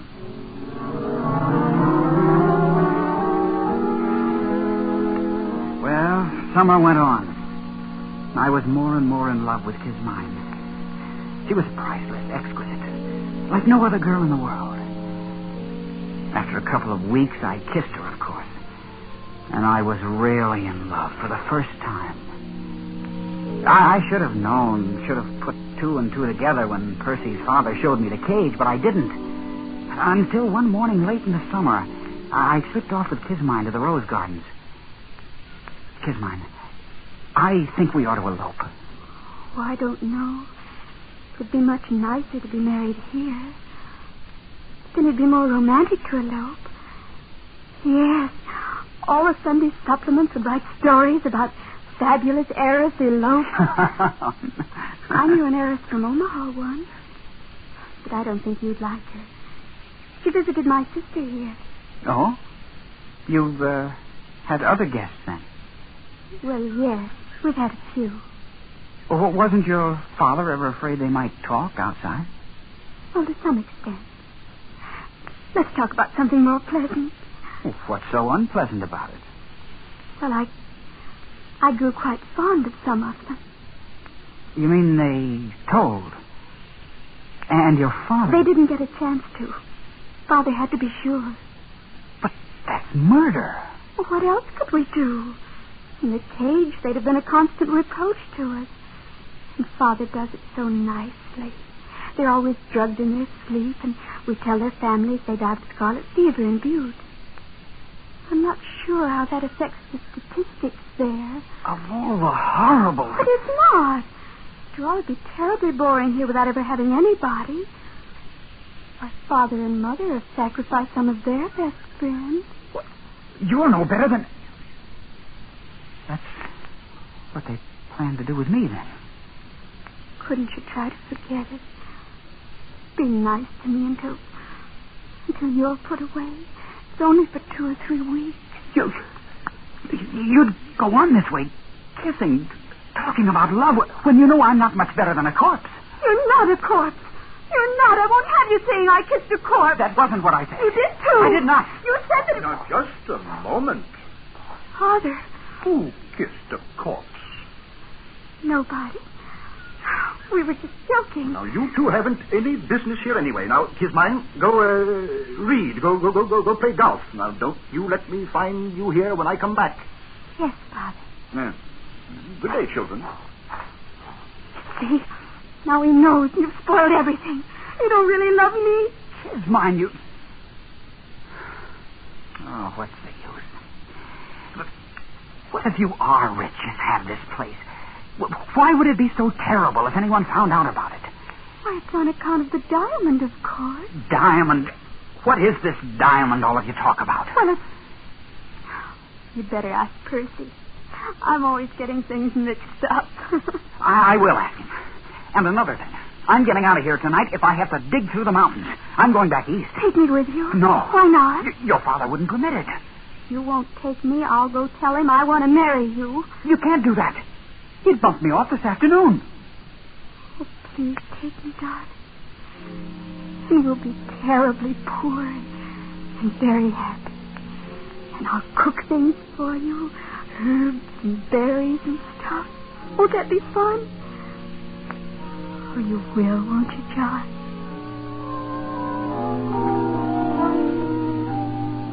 Well, my head was really in a whirl. This whole thing was fantastic. And so was the family. Even Kismine. I couldn't think of anything to do, but I rushed to see Percy. But, John, why didn't you ask me before? Because I thought you were kidding all the time. I know. You wouldn't believe me if I'd told you.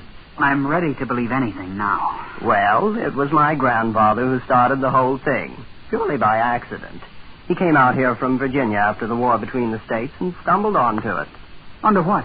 The diamond, of course. That's what made all this possible. Grandfather spent 2 years going around to different cities of the world selling bits of it. Then he started building this place. He put his money into jewels, but Father found that radium took up much less space. But why the secrecy? Oh, it just wouldn't do if anyone found out. Ruin the whole economy of the world. The thing's too big. This has been going on for 3 generations. Well, and the cage and this thing of inviting friends. Oh, yes. You see, there wasn't really any danger before airplanes. They are what worry us. And you knew when you invited me here what would happen. Please, John. I thought you'd be more sensible about it. After all, you can see my position. Yeah. Where is it? Where do you keep this diamond that's caused so cockeyed much trouble? Oh, I thought you'd guessed. You've noticed the hill the chateau stands on. Yes. It contains a cubic mile. And except for a thin covering of dirt, it's one big, solid diamond. It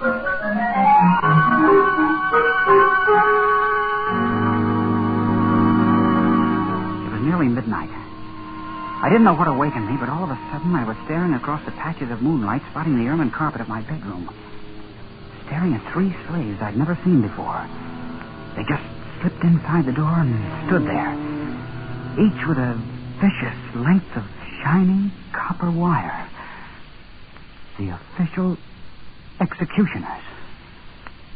I lay there on the bed watching them, counting heartbeats, not daring to move, not daring not to move. They didn't know I'd wakened. They began edging across the room.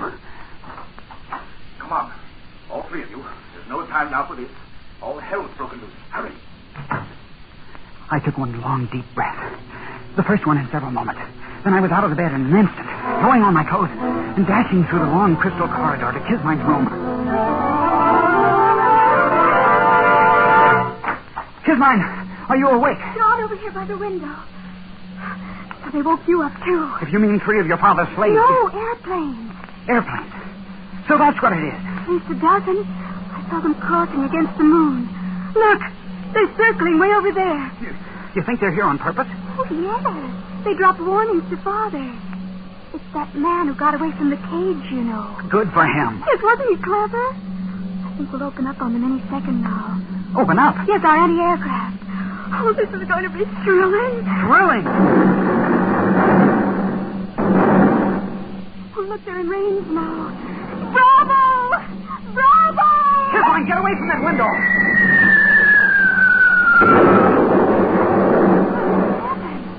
Did you see that? Yes, and we've got to get out of here. Can't you understand? There's a little grove of trees across on the side of the mountain. We always keep one of the cars there. We'll have a nice view of everything. A nice view? Kismine, you don't seem to understand. They mean business. They're out to finish off you and your whole family. But it all seems so silly. And when you come right down to it, they've never even met us.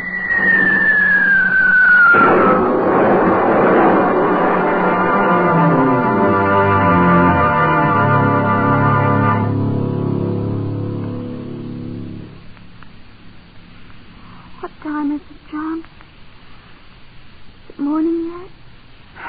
I don't know. I've lost my watch. Seems to be getting lighter, all right. Quieter, too. Your guns.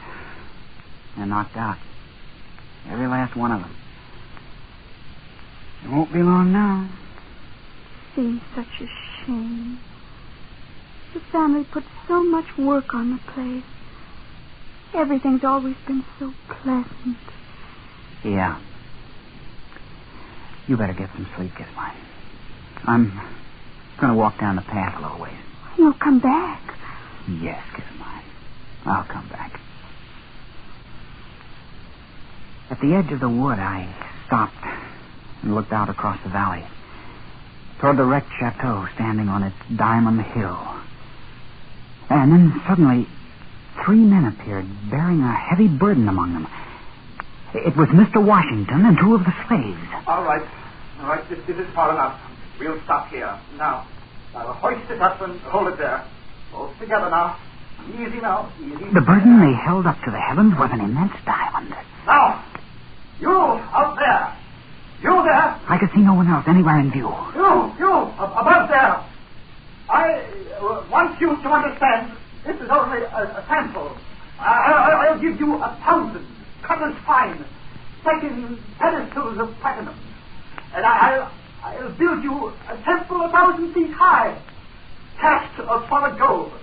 And on the top of it, I'll put one diamond 100 feet across. A thought began to dawn on me. I couldn't believe it. I'll letter your name in the temple in emeralds.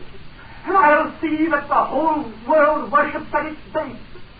All you have to do is make everything the way it was before. Mr. Washington was offering a bribe to God.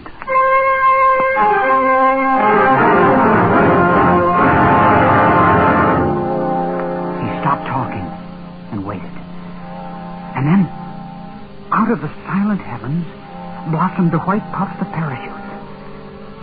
The man who had tried to bribe God looked up and saw them. And he became old in an instant. And turning with lowered head, walked down the path toward the chateau. With sudden premonition, I whirled and headed for the spot where I'd left his mine. His mine and the car that needed no roads.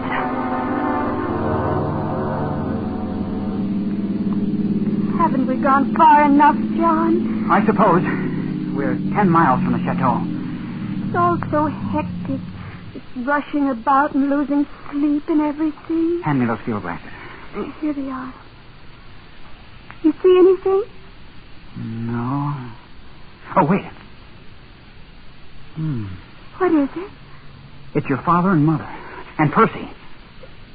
They're going into a tunnel down below the chateau. They've got an underground escape. No, I remember now. The mountain's wired. Some kind of an atom bomb. Atom? Atomic bomb? That's it. Father's had it for years. He always said it would disintegrate the whole work, diamond and all. Of course, he only regarded it as a last resort. So he'd rather have it like that. They're all inside the tunnel now. I can see the troopers moving in. I don't suppose there's really anything to be done about it now. And there wasn't.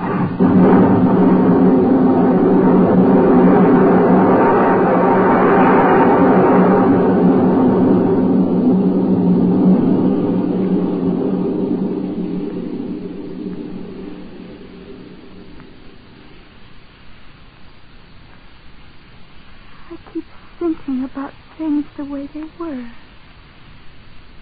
It was all so pleasant. I don't suppose it'll ever be exactly like that again. Not ever, Kismine. And maybe it never was. Youth is a time for dreaming. Dreams die, too. I'll probably have to take in washing. But of course we'll be very happy. What will we do, John? Do? Oh, we can love a while underneath the stars. That's a form of divine drunkenness we can all try. And then there may be other diamonds in the world, who knows? And even though it's a shabby gift, there's always disillusion. Turn up your cover, Kismine, before you catch pneumonia. Let's go to sleep.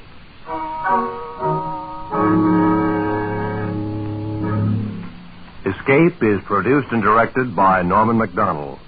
Tonight we have brought you The Diamond as Big as the Ritz by F. Scott Fitzgerald, adapted for radio by Les Crutchfield, with editorial supervision by John Dunkel. In tonight's cast were Sam Edwards, Peggy Weber, Danny Merrill, John Daner, and Don Diamond. Special music by Ivan Ditmars. Next week. Each time you fall asleep, you find yourself dreaming the same strange dream. One in which you live out your life in the distant future. And always a hideous fate moves closer to you. A fate from which you cannot escape.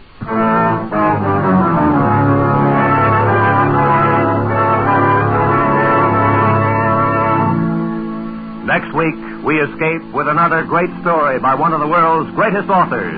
Good night, then, until this same time next week, when once again we offer you Escape.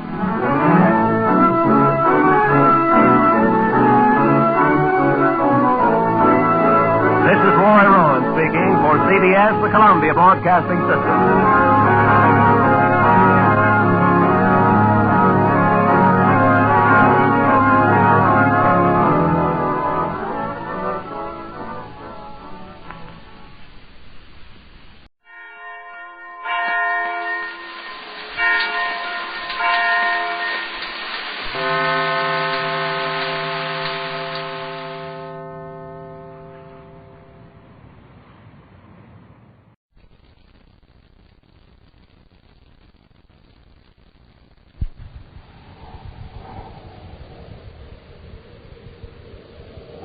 Nestle's Quick for the greatest tasting chocolate milk. And those famous Nestle's chocolate bars present Space Patrol! High adventure in the wild, vast reaches of space. Visions of daring in the name of interplanetary justice. Travel into the future with Buzz Corey, Commander-in-Chief of the Space Patrol! In today's transcribed Space Patrol adventure, Buzz and Happy are aboard the Terra 5, preparing to fight off an attacking robot ship. Fire stern torpedo 1. Fire 1. Surely you don't think I'm aboard this robot ship, Commander? In a few seconds, Polidor, there won't be a ship. Commander, the torpedo exploded short of the target. The ship's protected by a force field. Our torpedoes explode when they hit the field. That's right. Keep firing if you like. You can't stop this robot ship. It's gaining on us, sir. If you don't act quickly, it'll ram us and blow us to bits. We'll return in just a moment with today's exciting Space Patrol adventure, Race Against Time.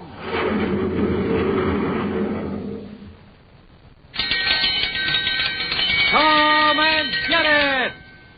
Come and get the coolest, most refreshing, most delicious glass of chocolate milk ever. Space Patrollers, that's Nestle's Quick. There's nothing in this universe that tastes so good, mixes so fast, and cools so well.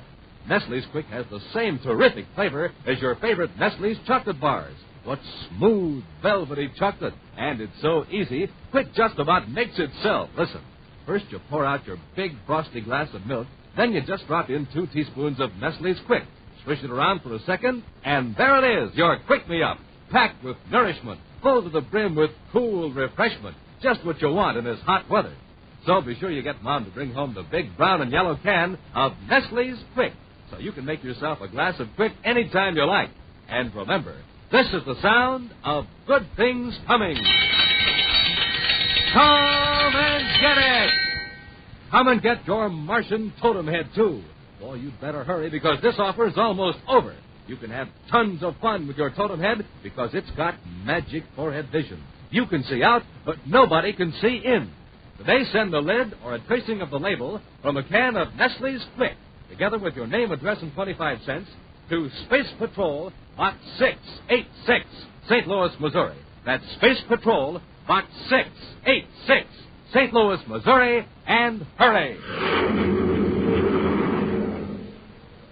And now, today's Space Patrol adventure, Race Against Time. Commander Corey is waging a battle of wits against Polidor, the invisible mastermind behind a series of daring crimes. Although Buzz and Happy have captured several of Polidor's agents, the identity of the super criminal remains a mystery. Right now, the Commander and Cadet Happy are in the office of Neil Channing, Chief Chemist of the Solfex Products Company in Lowell City on the planet Mars. Channing's staff has just completed the laboratory analysis of a complex mixture of chemicals provided him by the Commander. Here you are, Commander. It's as complete and detailed as we can make. Oh, thanks, Johnny. I'll check it over now if you don't. Oh, go ahead. Well, you'll probably notice that in most of the items, our reports merely confirm the findings of your Space Patrol Security Lab experts. I'm sorry we weren't able to supply much new information. I don't expect miracles, Channing. At any rate, your independent tests cut down the margin of error. This paragraph on component 11. You've got data here that we don't have. Well, we should have. After all, it's a product we make here at Solfax. We intend to market it under the trade name Lumaplex. Lumaplex? It's a synthetic mineral with several unusual properties. For one thing, it amplifies light. Lumaplex? That's a new one on me. Channing, I believe you said you intend to put it on the market. Yes, it's still in the experimental stage. Well, aren't you surprised that we should bring you a sample of it for analysis? Not especially. It's our policy here at Solfax to let small independent researchers experiment with our new products. Why, we even have high school chemistry students on our trial and error shipping aid. Pays off, too. Some of our best commercial ideas have come from out here. Channing, did you ever hear of someone called Polidor? Polidor? Oh, you don't mean this long-range ventriloquist who's been throwing his voice all over the solar system? Yes. This sample of powdered chemicals is the remains of the gadget he uses to project his voice. He calls it a detectoscope. For the materials you found in this sample, Channing, could you construct a device that would act as a spacophone and viewscope combined? Some orbit. And could you make it so compact that it's the size of a half-credit coin and only twice as thick? Definitely not. I don't say it's impossible, but it's beyond the scope of our know-how here at Solfax. Well, it's not beyond Polidor's know-how. We can find the man who put your Lumaplex to work. Might help us locate Polidor. To your knowledge, how many outsiders are working on Lumaplex? At least 10 individuals or firms. I can give you a list. Good. I'm not overlooking the possibility that someone here at Solfax might have found out more about Lumaplex than his Polish employers. It's not a pleasant thought. I'm sure my employees are loyal, but I admit it's an angle you'll have to consider, Commander. Say, maybe it's none of my business, but do you intend to question everybody on that list I mentioned? Our agents will. Why? Well, would it help you if you had a little background on these experimenters, the general direction of their research? It certainly would. Then Gannett's your man. Rudolph Gannett. He's an amateur astronomer, and he keeps in touch with a lot of the small fry experimenters, crackpots and all. Would an astronomer know much about electronics and this Lumaplex? Gannett might. Remember I said he was an amateur astronomer. He was a research chemist before he retired. Now he's got a nice place outside Lowell City where he putters around making his own telescopes and all the paraphernalia that goes with him. Even molds and grinds his own lenses. Every new plastic that comes out, he makes optical tests on. He might be interested in work on Lumaplex because of its light amplifying properties. Mm-hmm. Now, since we're here in Lowell City, we'll have a talk with him. Well, I'll tell you how to find his place. But I'm warning you, Commander. We'll be lucky if you can get Gannett's head out of the Milky Way long enough to talk to him. His mind is usually a million light years out in space. We'll take a chance. Thanks, Channing.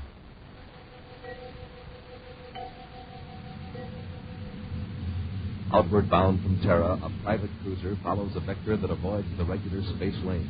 Its pilot, Chad Tessick, keeps a wary eye on the viewscope screens as he speaks into the spaceophone.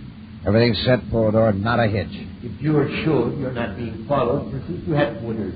I have another job for you. It involves tremendous Coria. Coria? I thought Janik drew that detail. Yes, but unfortunately, an unforeseen move on Cory's part through Janik's schedule. I want you to dispose of Cory before 1600 hours tomorrow. It's pretty short notice, isn't it? Perhaps. But I want Cory out of the way when our device puts the telecommunications center out of commission. Maybe we can figure a way to have Cory at the center when our gadget does its work. Yes. It would give me great satisfaction for Cory to be on him when the entire nerve center of his precious space patrol is burned out. The Omicron radiation would finish Cory, just like it's going to take care of everybody in the communications building. It's a tempting thought. But an attempt to maneuver Cory into the center at exactly 1600 hours might arise to suspicions and upset our plan. That shouldn't be hard. Cory's headquarters isn't far from communications. No, but Cory isn't on Terra. No, where is it? In Lowell City. It appears to me, Tessie, that Commander Cory's unhappy face will be among the important messages that the communication center will be unable to transmit. Hold it around. On a high hill some 60 miles from Lowell City is the home of Rudolph Gannett. It is not a spectacular residence. Its only unique feature being a small dome, unmistakably identifies it as an observatory.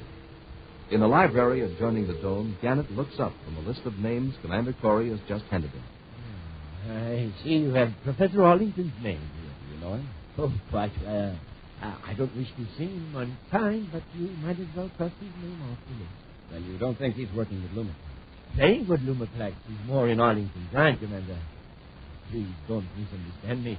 Arlington is competent in his field. A good instructor, but not an original research man. Let's see. I think just two names as being likely to experiment with Lumaplex along the lines I mentioned. James Hollister of Jupiter and Lawrence Earhart of Nicholas City. Yes, Commander. Well, thank you for your help, Mr. Gannett. Oh, you're not leaving.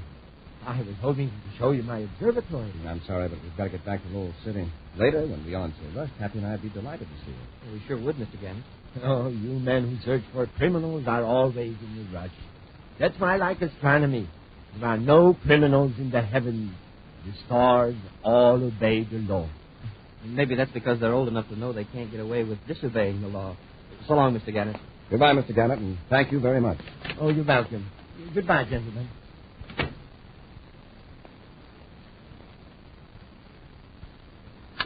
Tessie, are you there? Yes, sir. Orienta that I just left. Keep out of sight. I took care of their surface car, Lord. Give them 10 minutes to start. Then take my car and trail them. This time we've got to make sure.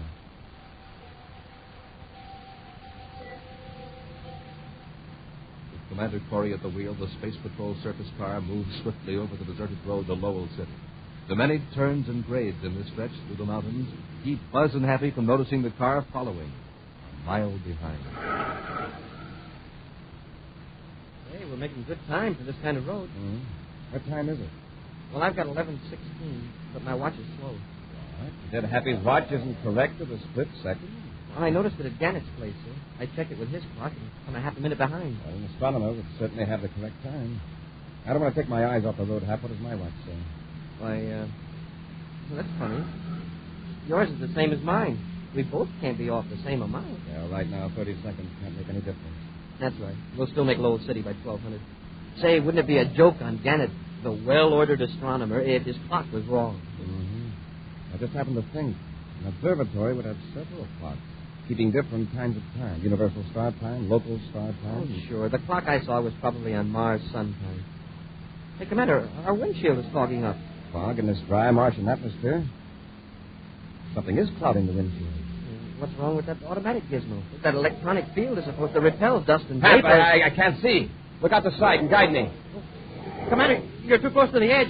A little to the left. Hey, we're going over!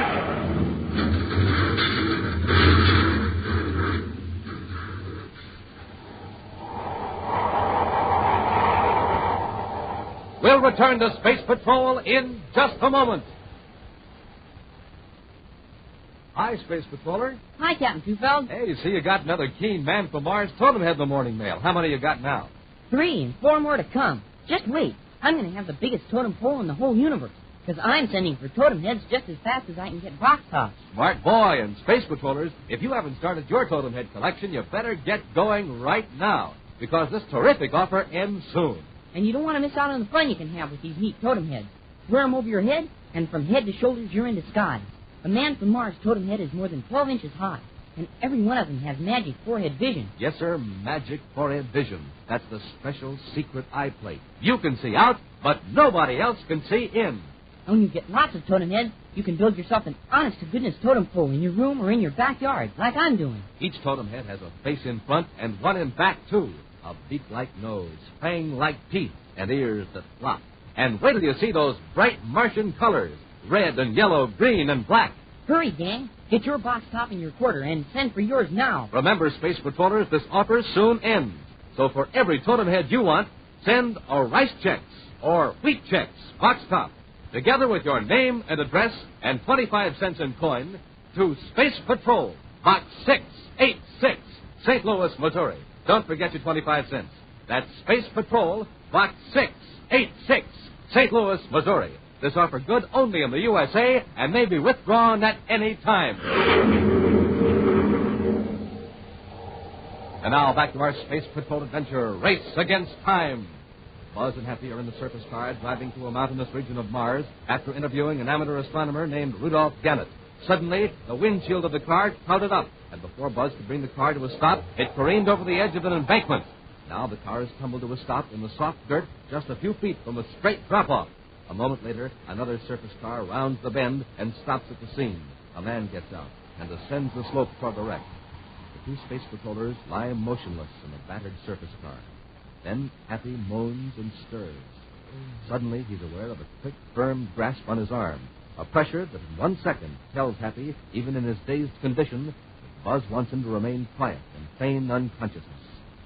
An instant later, the car door is yanked open. Pretty neat job. Not quite neat enough, Jesse. One of them is still alive. I heard him moan. They're both out cold. I can finish them off easy. Keep your hands off the car. We don't want fingerprints. Okay, Pedro. I'll be careful. When you coated the windshield, you used too thin a solution. You should have crowded out instantly. Then I transmitted the energizing field from the observatory. Well, it worked okay. The windshield is clear now. It looked like Corey lost control and tumbled over the cliff. No, if he hadn't had time to slow down, he'd have gone completely down to the bottom. Anyway, Corey won't be able to stop our little surprise party on Terra at 1600. Well, look, why don't I drag him out and toss him over the ledge? It looked like they were thrown out of the car. It's an excellent suggestion. But first, dispose of the detectoscope. Can't you destroy it with the disintegrator impulse? Naturally. But you don't think I want Space Patrol investigators to find the powder in the car, do you? Yeah, that's right. They'd know the wreck wasn't an accident. Or find out that Janet and Polydor are the same. Now, before you dispose of these two, throw the detectoscope over the leg. I'll disintegrate it in midair, and the powder will never be found. But remember, leave no clues. Be careful. Hold it around. Okay, Polydor. Here goes. That'll take care of these two guys. Come on, Corey. You're going over the cliff. I'll take over from here, Tessie. Need some help, Commander? No. Except to carry Tessig up to his car. Oh, he got colder than he thought we were. Maybe. They couldn't have passed the check. No, sir. Now we know who Polydor is. Since he disintegrated the detectoscope, he doesn't know we know him yet. You sure were right when you pegged Janet as a phony. I'll notify Lowell City headquarters and send a couple of patrol ships to Gannett's observatory. That is, if our car space authority works. That's dead. Maybe there's one in Tessig's car. Yes, and also a hidden detectoscope. Whether we use the spaceophone or not, Polydor will be tipped off that we're still alive.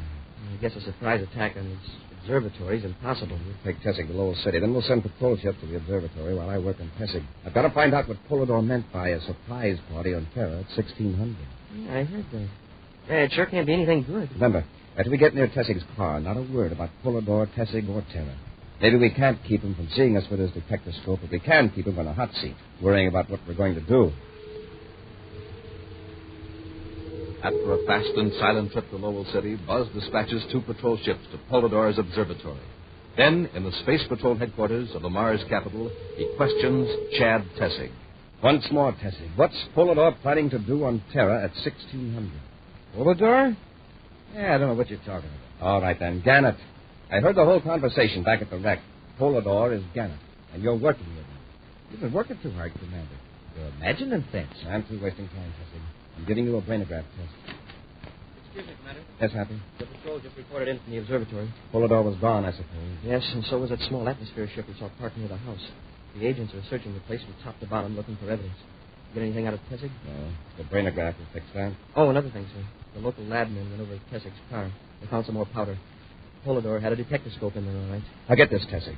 If anything serious happens on Terra in the next few hours, we're going to hold you personally responsible. You can't do that. It's not fair. Huh. Look who's talking about fairness. Tessig, I know Polydor has planned a catastrophe for 1600 on Terra. You can help prevent it. If you don't, you'll take the consequences, and Polydor can't protect you. All right. It's a Terra Communications Center. It's going to be put out of commission if it works. How? 1600 hours, a surge of high-voltage current's going to be sent over the regular power lines. It'll burn out every bit of equipment in the place. Spacephones, viewscopes, computers, relay transmitters, recording equipment, everything. Well, how about the voltage regulators? They'll automatically break the circuits if there's an overload. Not with the higher frequency current we're using. It'll jump every fuse and relay you've got. That whole center will be burned out. It'll be completely useless. Where's this device planted? What part of the building? In Power Section 4. It's well hidden where no one could plant it unless they knew it was there. Tell me where it is and how to shut it off. I'll spaceophone instructions to Terra. Well, it's not that easy. Polydor made sure it'd be a thorough job. It'll not only burn out all the equipment, but it'll take care of every living man in the building. How? Omicron radiation. When that charge hits, every light in the building, whether it's turned on or off, will throw out deadly Omicron rays. Smoking rockets. You're going under the brainograph, Tessig. I'm going to find out how to shut off that machine. Yeah, you lick, Corey, because I don't know. You can bet that the men who installed it are scattered all over the solar system by now. Gee, Commander, what are we going to do? You can't do anything. Tessig, if that machine were right in front of you, could you figure out how to shut it off? I think so. But I'm on Mars, and the machine's on Terra. That can be fixed. I'm taking you to Terra. But you can't make it by 1600. Under prime. Come on, Hap. Let's get him to the ship. With Tessig locked securely in an aft compartment, the Terra 5 roars toward Terra. For the 10th time in the past hour, Happy has recomputed their vector, weighing space against time in endless calculations. It's going to be close. It's going to be close. What do you figure now, Hap? What's our ETA? 15:50 and 25 seconds. Less than 10 minutes to get from the spaceport to the communications center. And we don't know how much time Tessig will need to shut that thing off. We could take more acceleration, but I don't know about Tessig back there. We've got to keep him healthy and alert. When we drag him into communications, he'll be alert enough. He'll have to be to save his own skin. I'll increase acceleration a little. We can cut down our travel time another 5 minutes. Hap, look at the rear view scope. A spaceship on our tail. And it's gaining on us. Looks like trouble. Hold the door. The acceleration must be terrific. It's probably under robot control. I'll challenge him and find out. Corey aboard Terra 5, calling spaceship. Now 5 DUs astern on our vector, following Space Meridian 125. Request identification. Acknowledge. Have you stand by to fire space torpedoes. Standing by, sir. Still coming on. Corey aboard Terra 5 to unidentified cruiser. You're on a collision course with this ship. Unless you acknowledge and change vector, you'll be fired upon. Very well, Commander.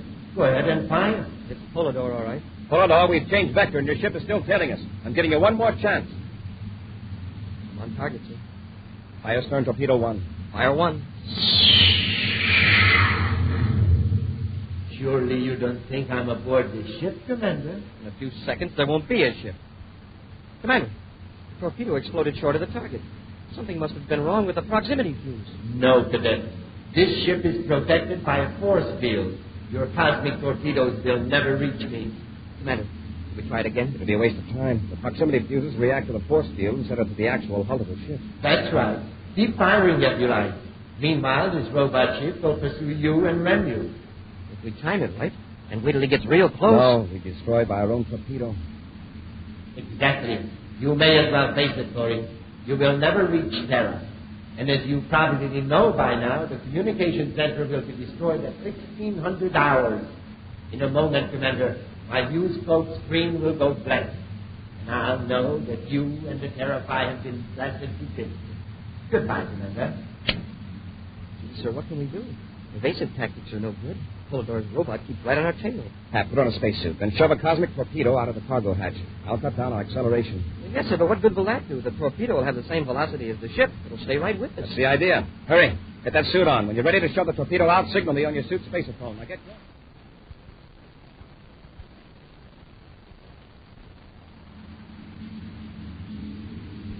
Happy to Commander Corey. Go ahead, Hap. The hatch is open. Torpedo's ready. Have you disconnected the proximity fuse? Yes, sir. All right. Going to cut our acceleration. Push the torpedo out, but take it easy. It'll explode on contact. It's clear of the ship, sir. But it's floating right along under us. Good. The robot ship is gaining fast. Brace yourself and keep clear of that hatch. I'm blasting ahead on all rockets. Okay, Commander.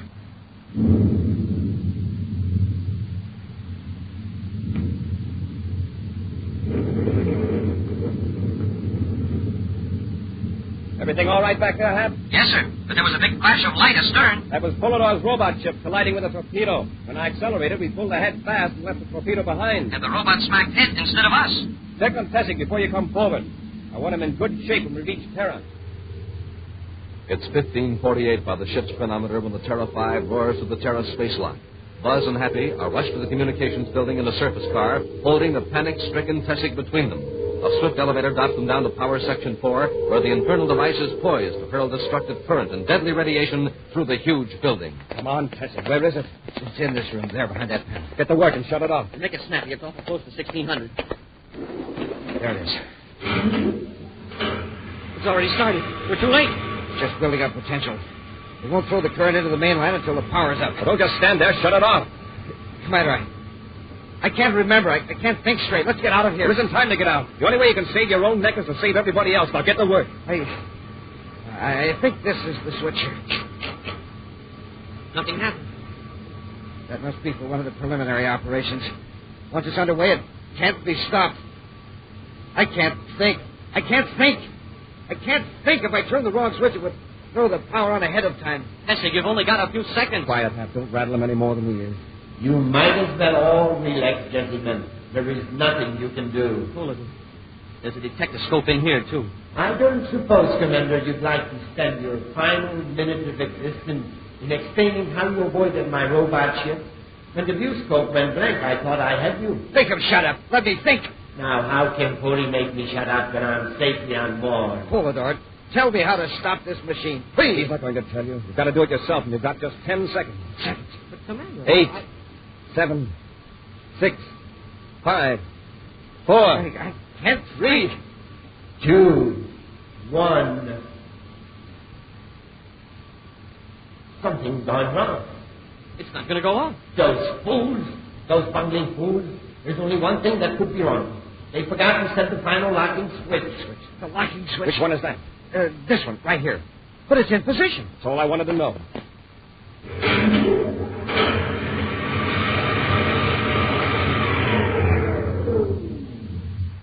It's off. I don't understand. It was on before. Why didn't it work? Happy, what time do you have? Exactly 1600. Hey, my watch must be slow. Pull it off. You're still listening. What time do you have? 35 seconds past 1600. Right. By Mars local sun time. I was hoping you'd be too excited to remember there's 30 seconds difference. But, Commander, you were counting off the seconds. By Mars sun time. The machine was set by Universal Star time. Polidor thought his machine was out of order and obligingly told us how to fix it. Next time, Puri, you wouldn't be so lucky. We'll meet again soon, Polidor. And I'm looking forward to it. Yeah, Polidor. And next time, we'll fix your clock. Ha! In just a moment, a preview of next week's exciting Space Patrol adventure brought to you by Rice Chex and Wheat Chex, the bite-sized cereals in the red and white checkerboard packages. Say, gang, are you walking around without your head? Oh, Hap, how can anybody do that? Smoking rockets, Commander. I mean the totem head. That's the greatest thing since heads were first invented. Oh, I get it.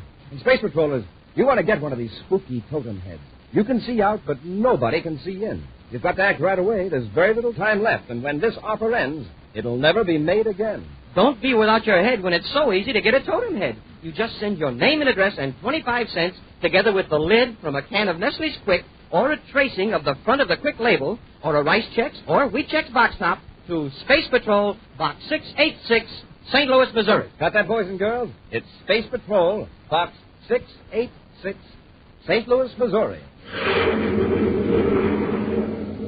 Now, a preview of next week's exciting Space Patrol adventure. Buzz and Happy are trying to get out of a huge castle on the planet Venus, where Polidor is holding them prisoners. The two Space Patrollers are struggling, trying to open a heavy door. It's locked. But in a castle this size, there must be more doors. The chances are Polidor has them all locked. Yeah, by electronic control. Commander, something smells strange. I noticed it, too. My eyes are burning. Gotta find Polidor and take our chances. He's filling the castle with poison gas. Be sure to join us next week for the thrilling story, The Robot of Vorcana. Space Patrol, created by Mike Moser, starring Ed Kemmer as Commander Corey and Lynn Osborne as Cadet Happy, was written by Lou Houston, produced and directed by Larry Robertson, executive producer Mike Devery. Other players were Bela Kovach, Ken Mayer, Norman Jolly, and Stephen Robertson. Dick Tufeld speaking. Now, don't forget to tune in next Saturday and every Saturday for exciting action on Space Patrol!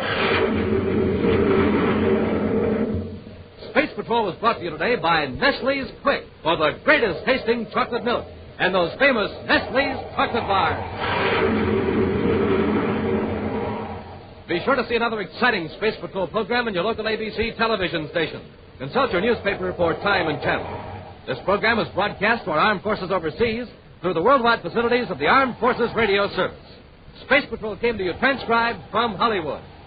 This is ABC Radio Network.